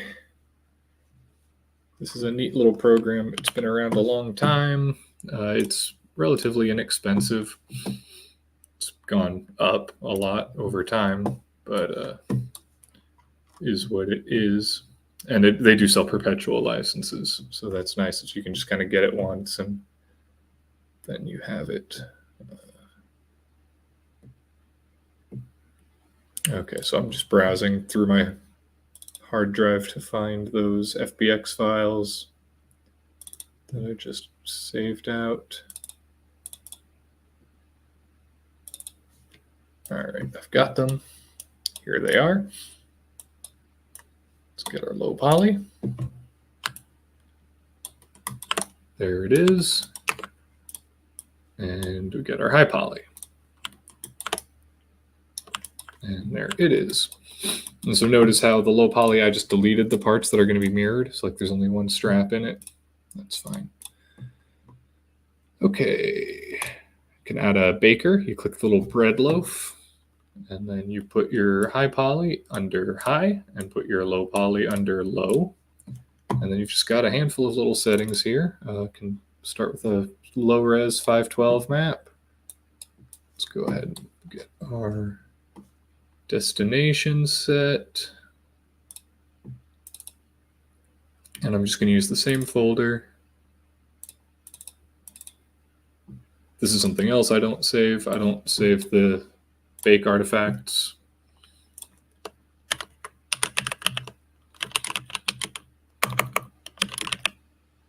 I just save the PSD that I end up making. All right, so I want to bake normals and ambient occlusion. And this will probably not work on the first try, so usually it takes a little tweaking, but who knows? Let's see what happens. Yeah, so since we named everything, it should just work. So let's see. So hit bake and then you wait. This has always taken a long time in the past. Like when I use X normal, it would take forever, but it's pretty good nowadays. So so see, it created these two things, and we can preview them right here, actually. I can pop that open, and yeah, I can see that it looks okay. It's got some problems, though. Oh, yeah, and I've got padding. I like to use no padding because I've got a Photoshop script that does padding a little better. So bake that out. Now let's see what we got. Yeah, that looks better. Okay, ambient occlusion. Oh yeah. So that's because this is just all black because it's inside there. I might be able to. So there's little settings. Disable ignore groups.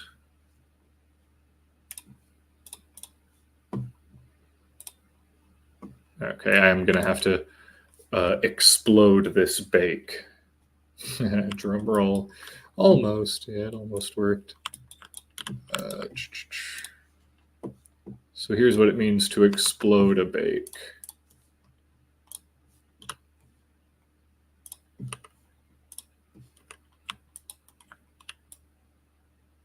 You basically just move the pieces that are going to intersect apart from each other. And it's good to make sure your transforms are frozen before you do this so that you can just snap them back into place when you're done.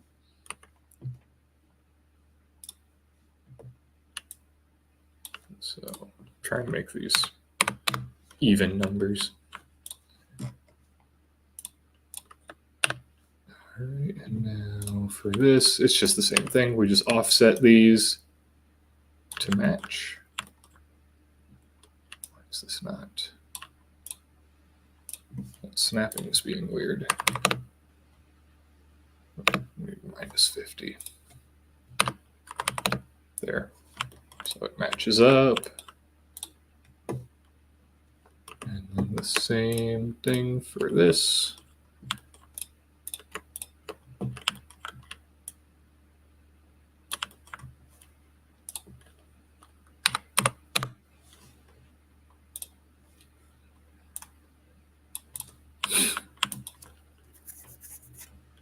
All right. Now I can re-export this. Just overwrite. And then same for the high. Export selection. overwrite that. And now when I tab back to Marmoset, it should reload these. Auto reload. Come on, reload. Really? All right, I'll re-import them. There. So see, now it's all spread out.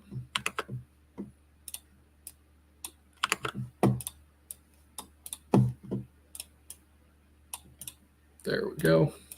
Bake, baker. Let's try this again. Bake.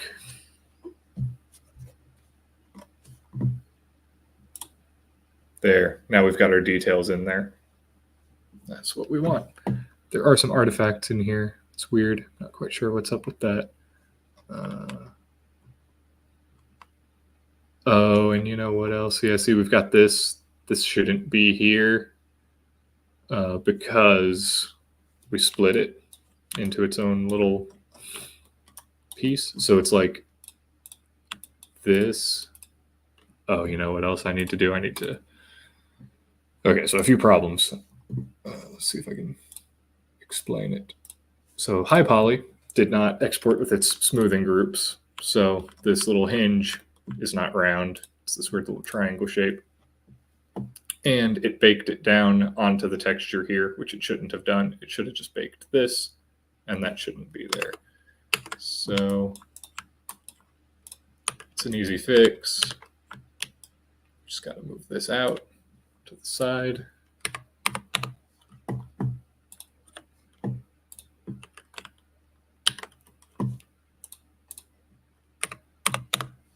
That should solve that. And then why am I getting these like black spots in there? That's kind of weird.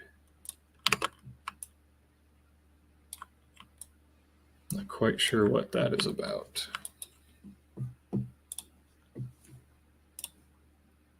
One thing at a time. Let's just see if this fixes this.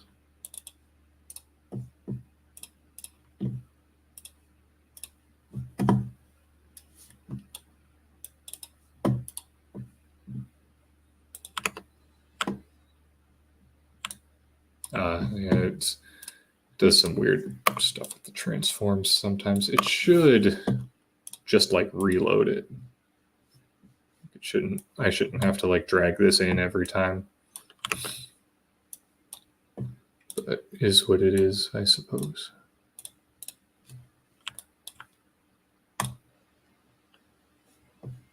Oh, I forgot to smooth that. But so it's there. See, it's not projecting down there anymore. But we still want this to be smoothed out. So here's what I'm going to do. I'm going to save.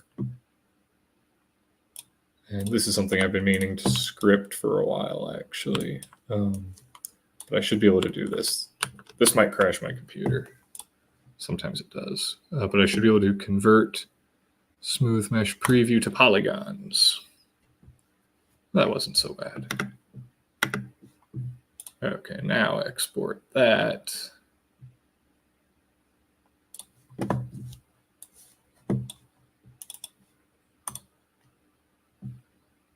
Okay, and now undo that because I don't want that to be actually applied. I want to keep these subdivision surfaces.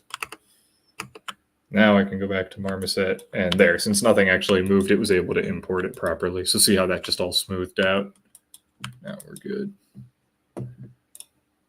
And try this again. There we go. Okay, that's looking pretty good. I'm not sure what's up with that. Let's try the normals. Maybe that'll give me a clue.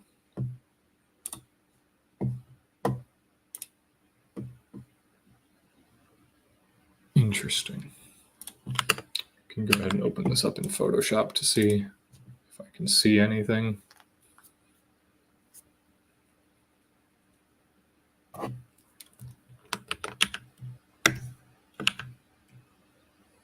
This is a super low res bake. Okay, so some artifacts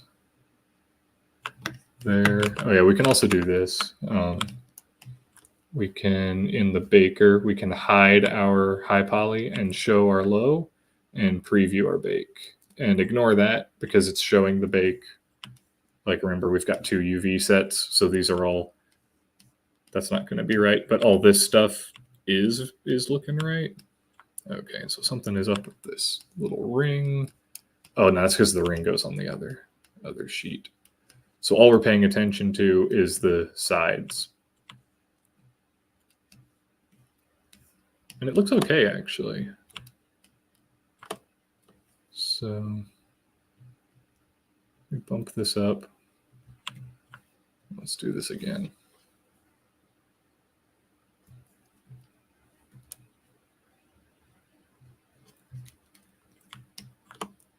Okay, so for some reason, these don't look very correct. It looks great on this side, though.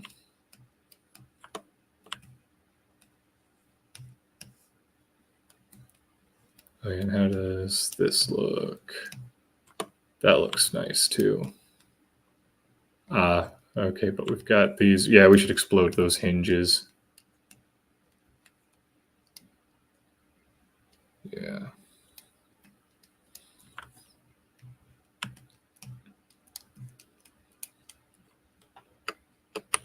Sometimes it's a process.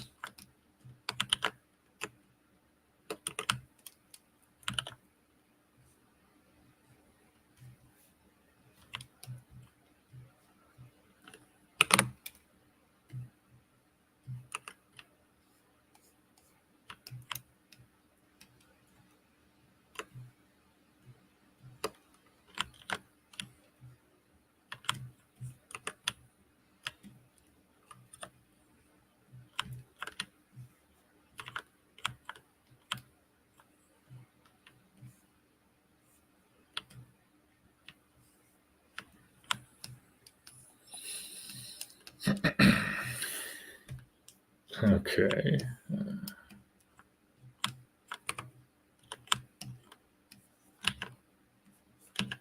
Just checking this real quick to see if there's any like weird, obvious problems.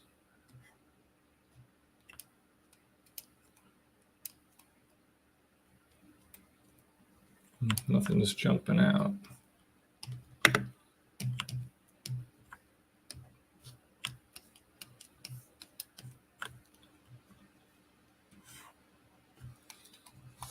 All right, so we'll try this again. Low poly. I know this is probably kind of painful to watch, but I always kind of wished I could find tutorials that were kind of like this, because, you know, it's like everything you watch online, it's like everything is kind of like rehearsed. So you don't ever see them make any mistakes. So you kind of never figure out like what the process is actually like. You know, they're doing all of this off screen and then editing it so that it all happens in one take. You know, I think it's helpful to see like the process and the mistakes, you know.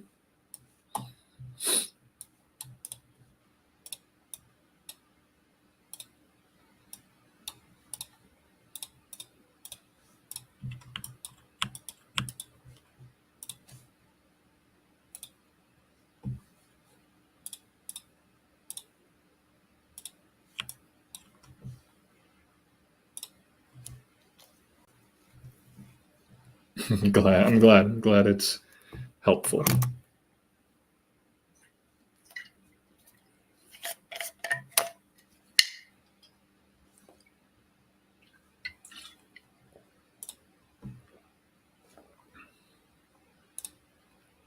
Still got those weird shading artifacts. I wish I knew why.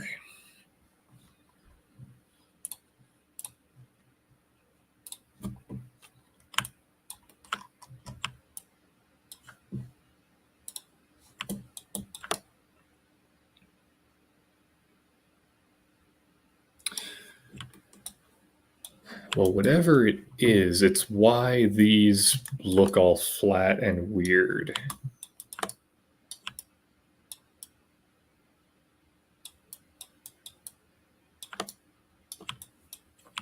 Oh, yeah, you can also preview it like this, which is really nice. Yeah. Oh, wait.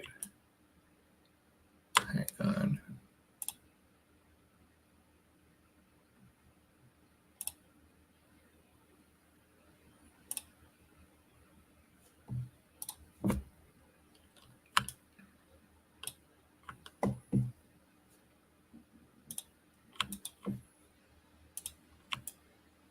Oh.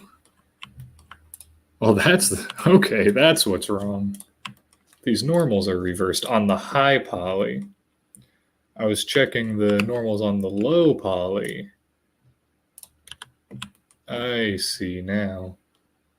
So wait, they sure don't look reversed here. Oh, this is it. Negative scale. That's it. If I freeze this, yep, these two. These have negative scale. Okay, that makes more sense. Oh, right, and I already did convert these. Okay. Okay, now I can export this. Overwrite high poly. Go back here, and there we go. Everything explodes. Very cool. Just bring it back in.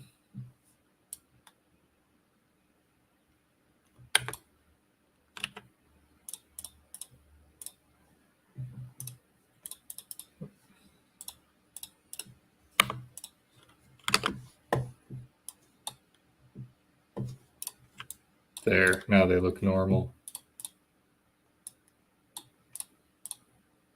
Sweet. All right, try this again. There's always something like that.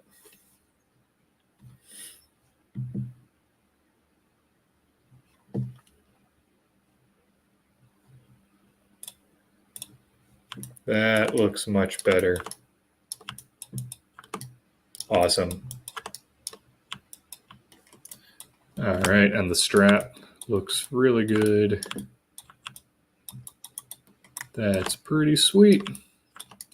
So yeah, see what I've been talking about this whole time? It looks like there's all this detail, but the geometry is actually just this really rough shape. I love that. And cool, these look pretty neat too. Why am I still getting that?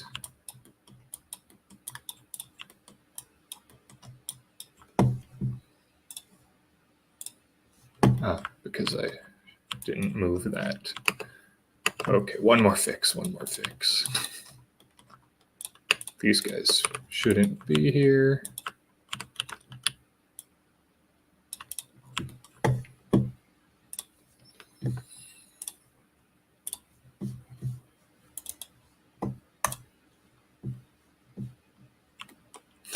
Thanks.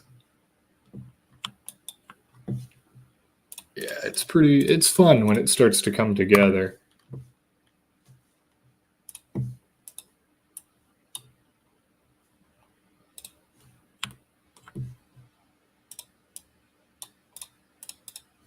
Okay, so now when I bake this weird little, this like little projected, see, I've got like a model for this little spring, so I don't want it to be projected down onto this mesh.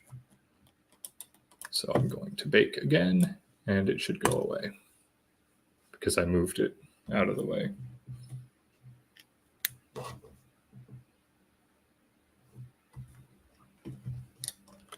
And there we go. Nice. Perfect. Okay, I'm going to save this. And now we can start worrying about the other texture. And ideally, I think I won't have to worry about this anymore. Oh yeah, and I should, hopefully I can undo back to where I didn't apply that subdivision,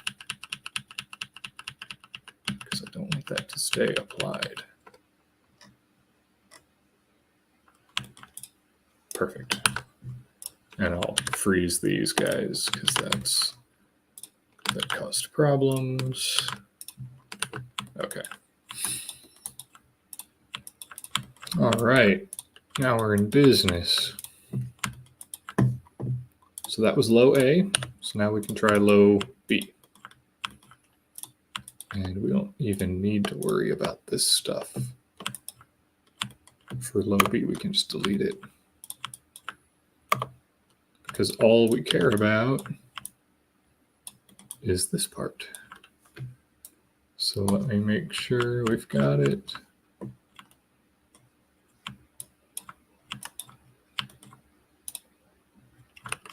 Yeah, and then we've got this. We need that.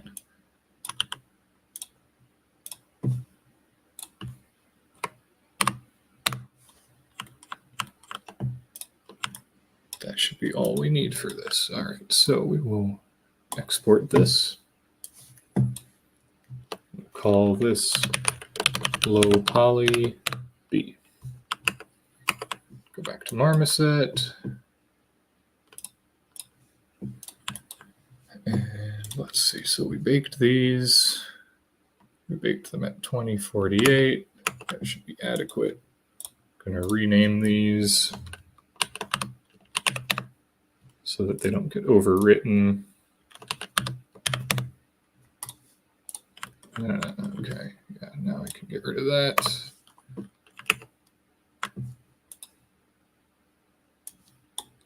Low poly B.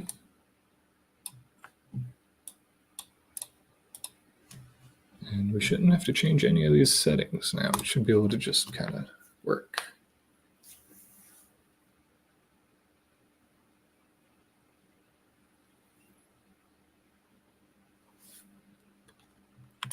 All right, so now see we have the opposite. The parts that we had baked before now look weird, but the parts that looked weird before now look correct.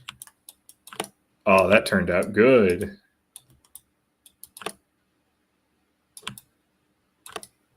Yay. I can preview these. Yeah, that looks cool. Nice. All right, and so now if I go in here, I've got BAO and B normal. All right, so we've got our two texture sets baked. Now we can put it all together.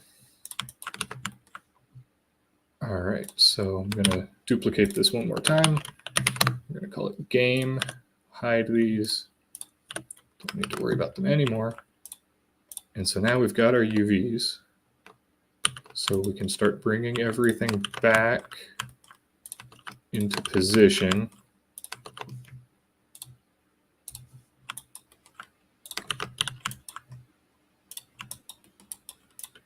And I can even kind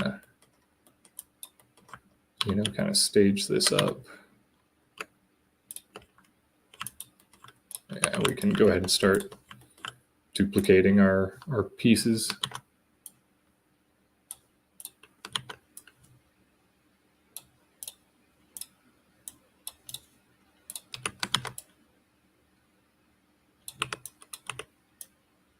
See, all this stuff is already mapped, so I'm just kind of reusing it.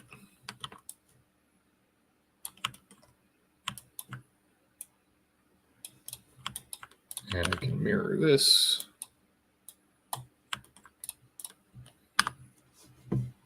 And cool, still got our UVs.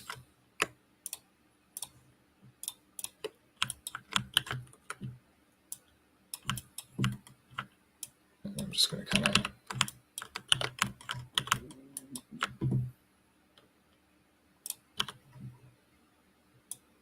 just sort of roughly open that just for the sake of it looking cool.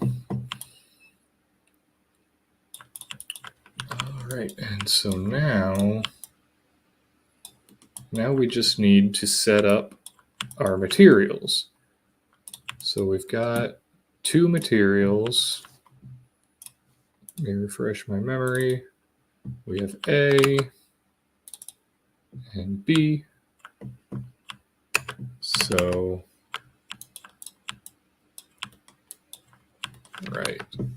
And they're kind of split along UV seams. So we are going to assign B to this.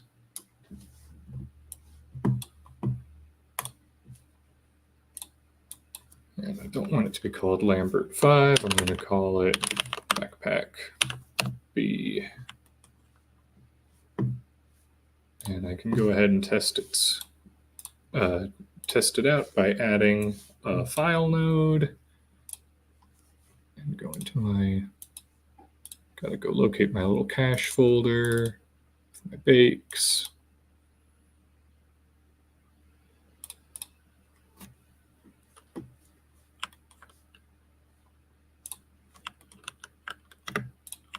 And there we go. See, that looks right.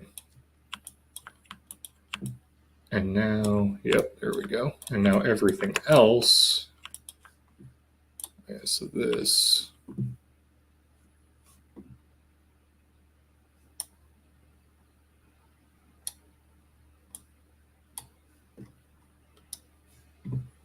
assign new material.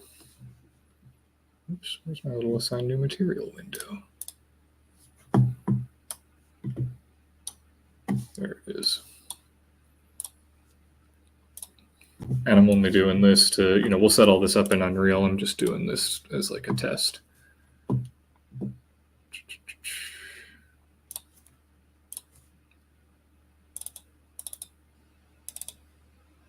And then this one is A, right? Yeah. Alrighty, so now that looks right. And now this gets, oh, I forgot to rename that one. Oops. So I can just get it easily by right-clicking and saying select material, if I can find it. Material attributes, that's it. It's called Lambert 6, but I want to call it backpack underscore A. Yeah. It gets confusing. And then here we can assign backpack A. Yep, got that right. And then for all this stuff, it's the same thing. Assign existing material, backpack A. Boom.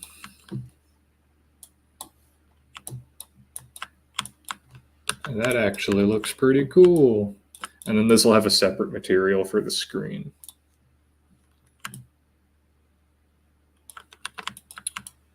Sweet. So now we can take this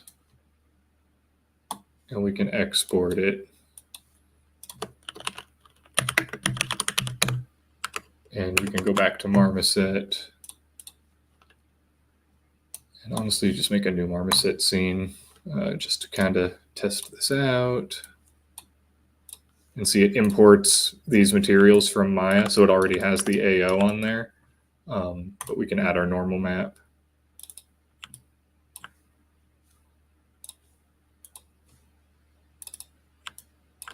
And there, you see how the normal map makes that detail. If I hide the albedo, or which is the AO,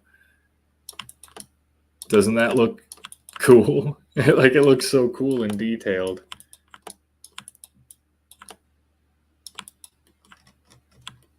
And these knobs, like they look like chunky and like they've got rounded edges, especially like from a little bit of a distance.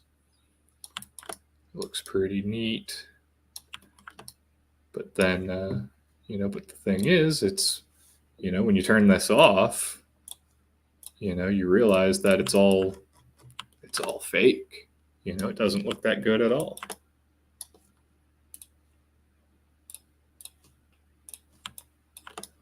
And the ambient occlusion really just pulls it together. Like, I love that ambient occlusion look.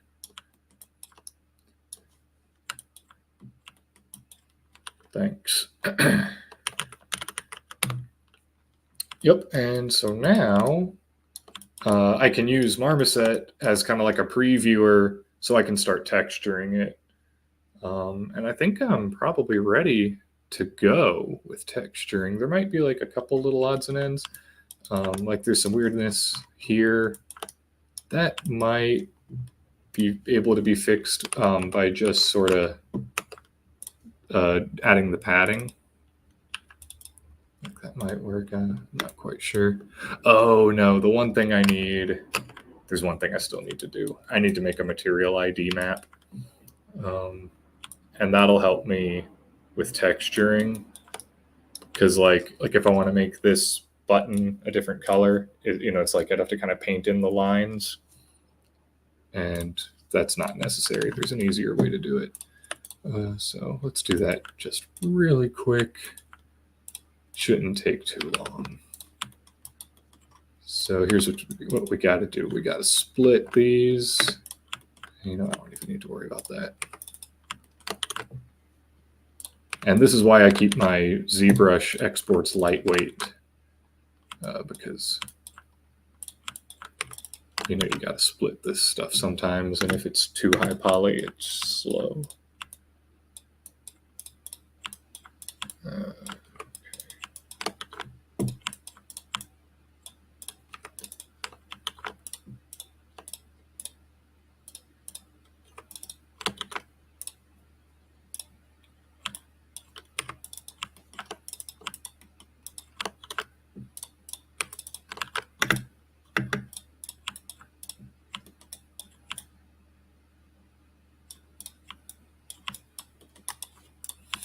Okay, so this is fun. We can go in and we just add materials with random colors.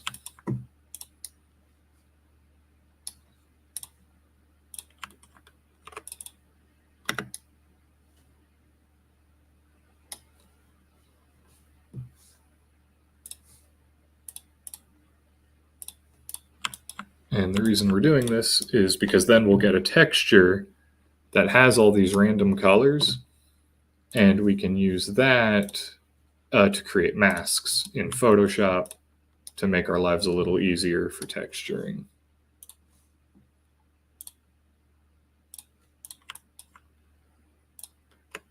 And I think I'll use the same material on these. Why not? I like to not have like too many of these.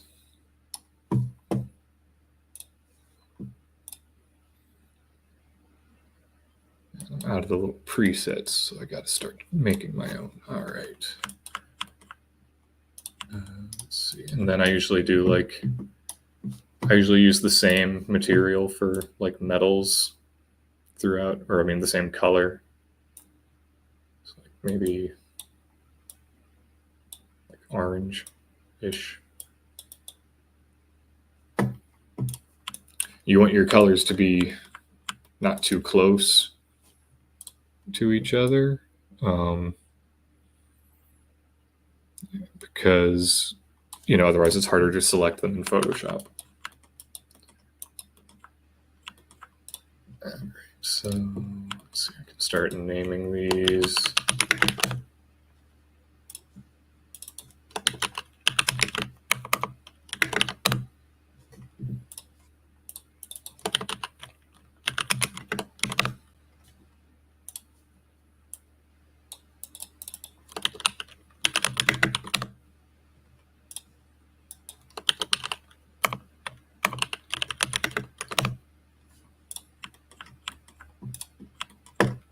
And so same thing here, I got to split these apart.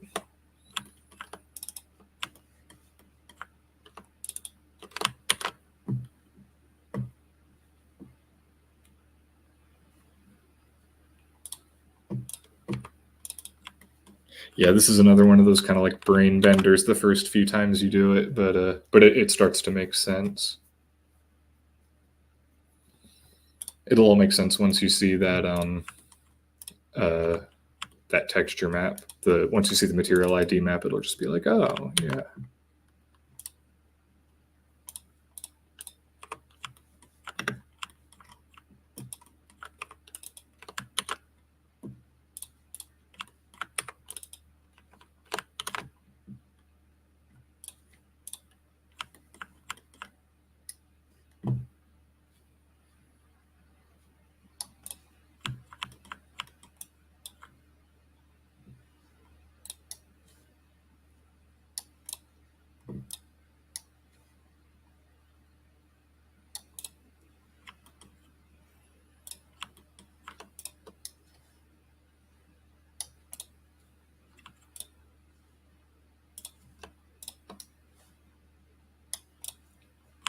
And so the thing to keep in mind is, whatever material I choose here, that's the color mask that I'm going to be working with in Photoshop.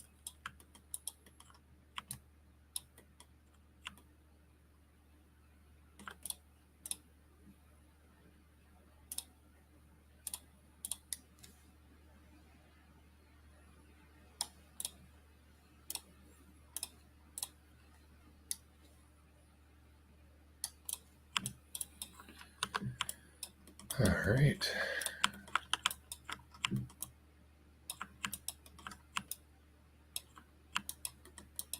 And now metals, or whatever this material is going to be.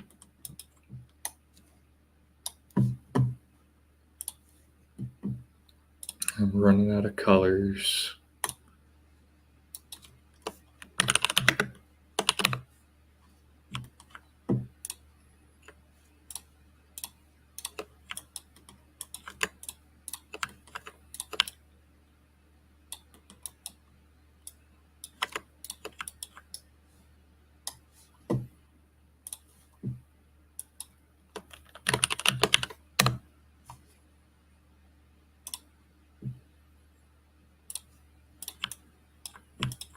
No, I don't want to do that.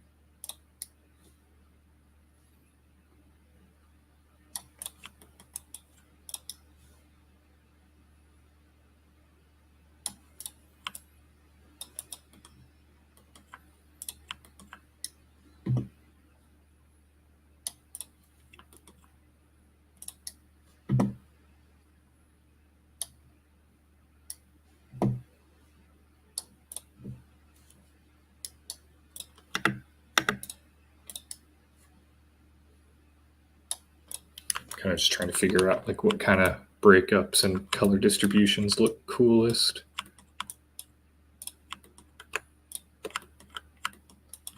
And then for these, I want them to be like probably like a chrome.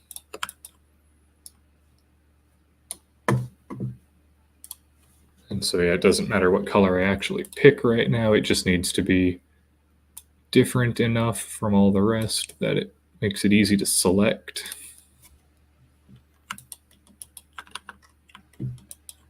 Oh yeah, and then I've got, I kind of had this idea for these that these would be like black plastic, but that one would have like a red, like a highlight. So let's get one for plastic. You know what, I'll just make it black.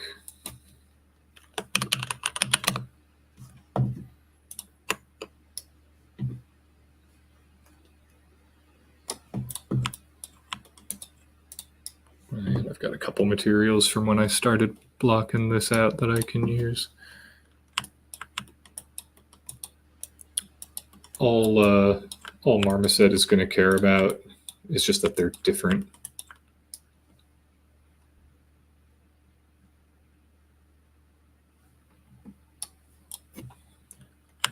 Trying to think if I can reuse any of these.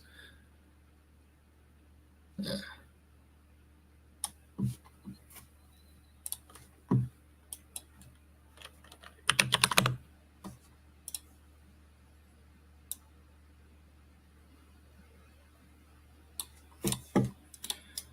And then this should probably have its own kind of special thing. I can always play with it in Photoshop, right? Like these are just like selection guides. Oh, I still got to do this side, man. Okay, well, it's almost done.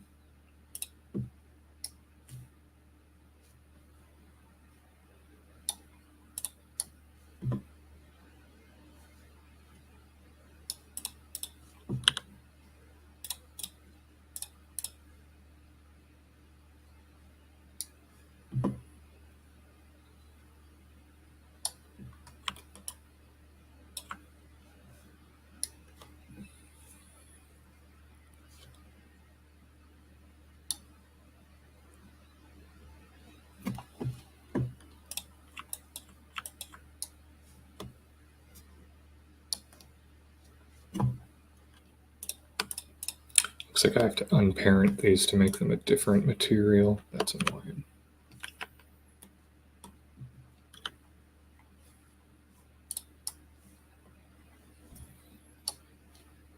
Oh, come on. What's going on here?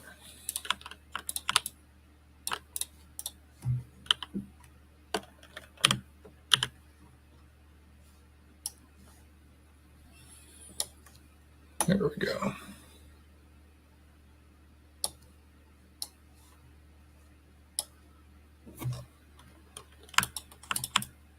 That was weird. Whoa. What the heck?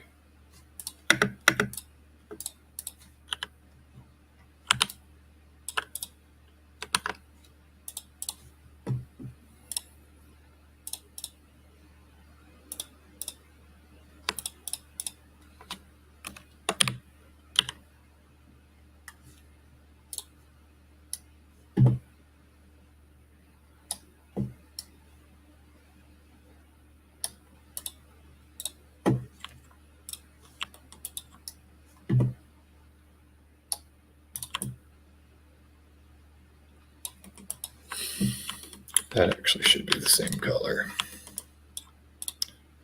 But these should be that like chrome color. What did I call it? It's just called Lambert 17. Let's rename that to chrome.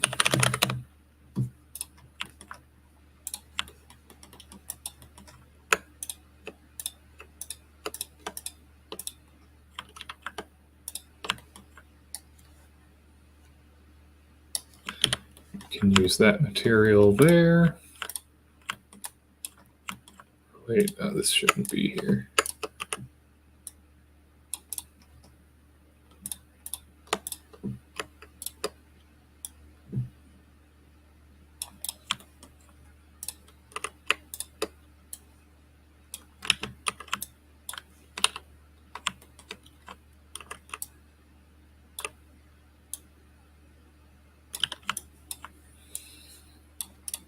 It gets a little tedious, but we're almost there.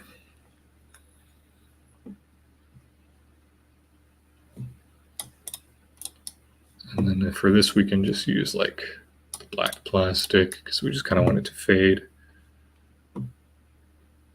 And maybe for this one, just use a different metal color just to mix it up.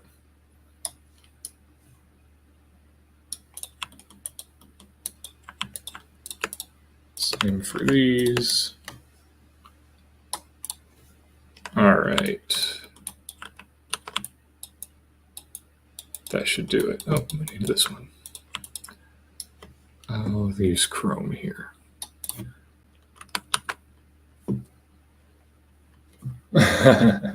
Yeah, it does. Yeah, you didn't know 3D modeling could be so psychedelic, did you? Okay, so we got to do all this again now. We got to modify, convert, subdiv, preview, smooth mesh preview to polygons. And then export, selection, high poly.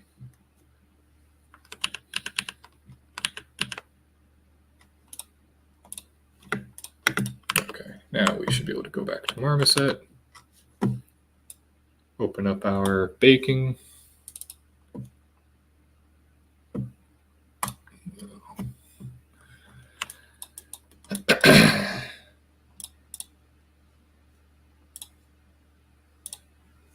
There, and see it already picked up the, looks like it actually picked everything up. Oh, wait, no, some of the transforms are broken. So we'll just import it again. But see how now the high poly has these colors on it?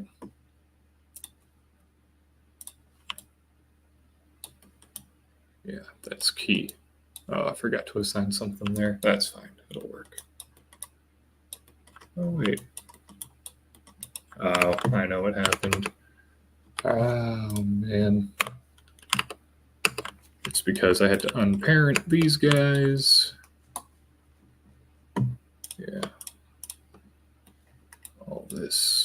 has to be parented under our high poly. So it wasn't, so it didn't get exported. That's what happened there. Now I need to do this again.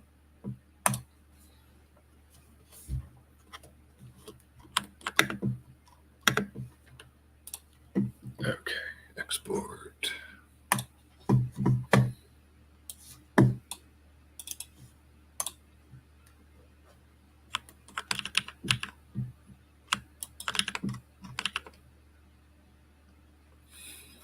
This is the kind of thing that I could probably write some little scripts for that would help a lot.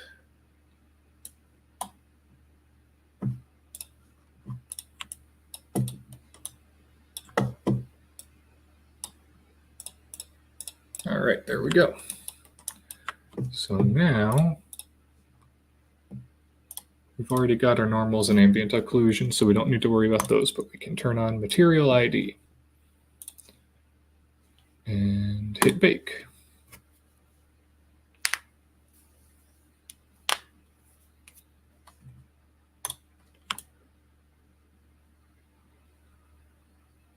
Okay, yeah, and so this looks like it worked for the parts that we have, right? Oh, did I just okay, no, I renamed those. Ooh. So is this A or B? I can't remember.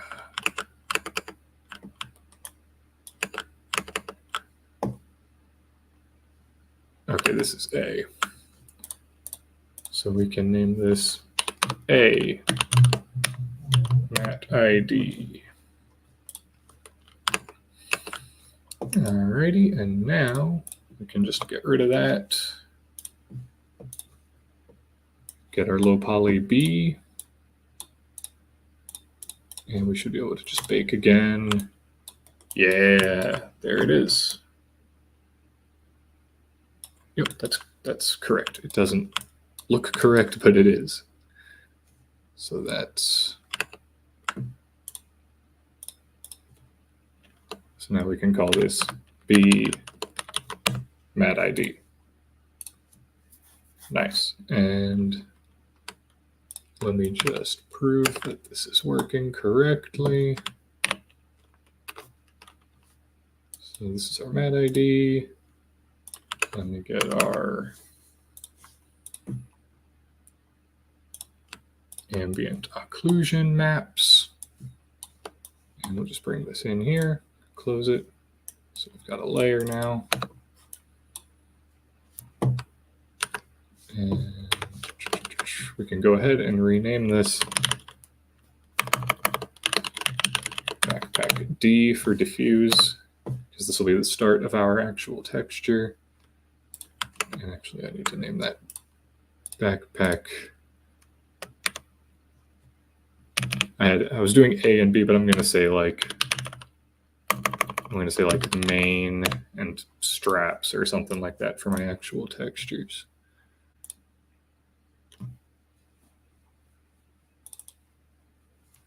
Okay, so that was B and then A. All right, so now we've got A and we've got our A ambient occlusion. Okay, same thing. We'll call this backpack straps.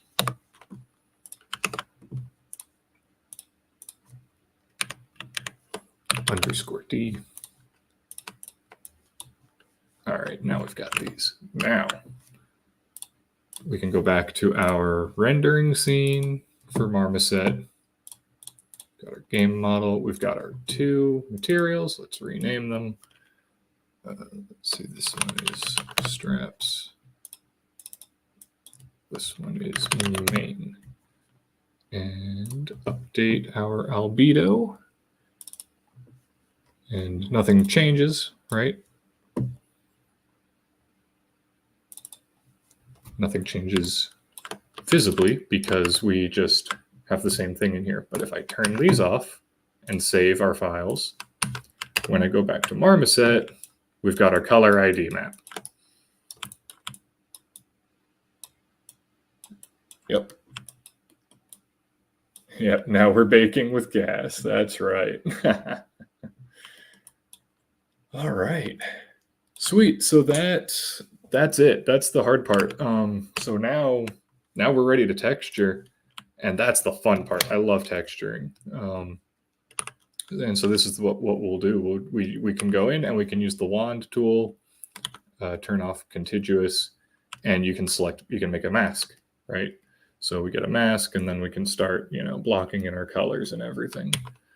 But I think I'll probably save that for the next stream. There'll be a little bit of tedious setup, but then we'll get to the point where we can start actually like doing the hand painted texturing. Yeah, me too. It's my favorite part. And there's so much work you've got to go through before you can do it. This and the last stream were nothing but just prep for texturing. But yeah, let's go ahead and put these back. And then we can turn off the gloss, because McSpacebiff has more of a flat kind of look. So yeah, we're starting to get an idea of what this will look like in game.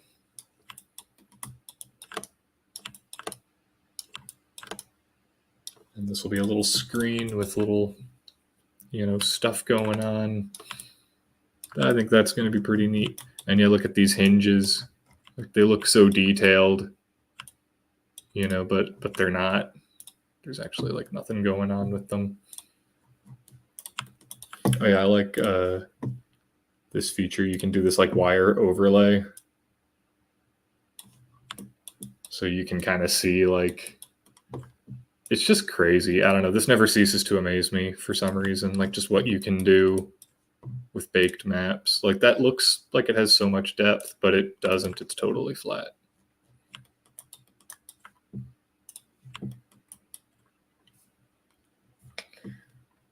All right. Any questions before I shut down the stream? This was fun. Thanks for hanging out.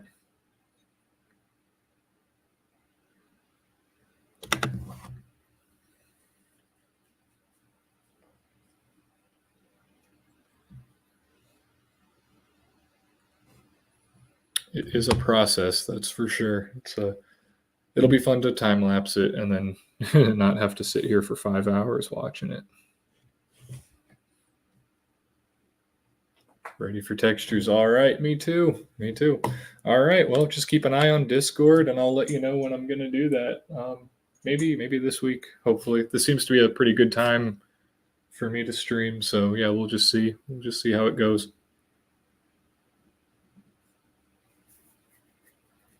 Cool. Yeah, I think it's fun. I think it's like like it's a different format than just kind of watching some like, rehearsed tutorial, because you can actually like, if you're like, wait, what just happened? You can just message it and I can explain it.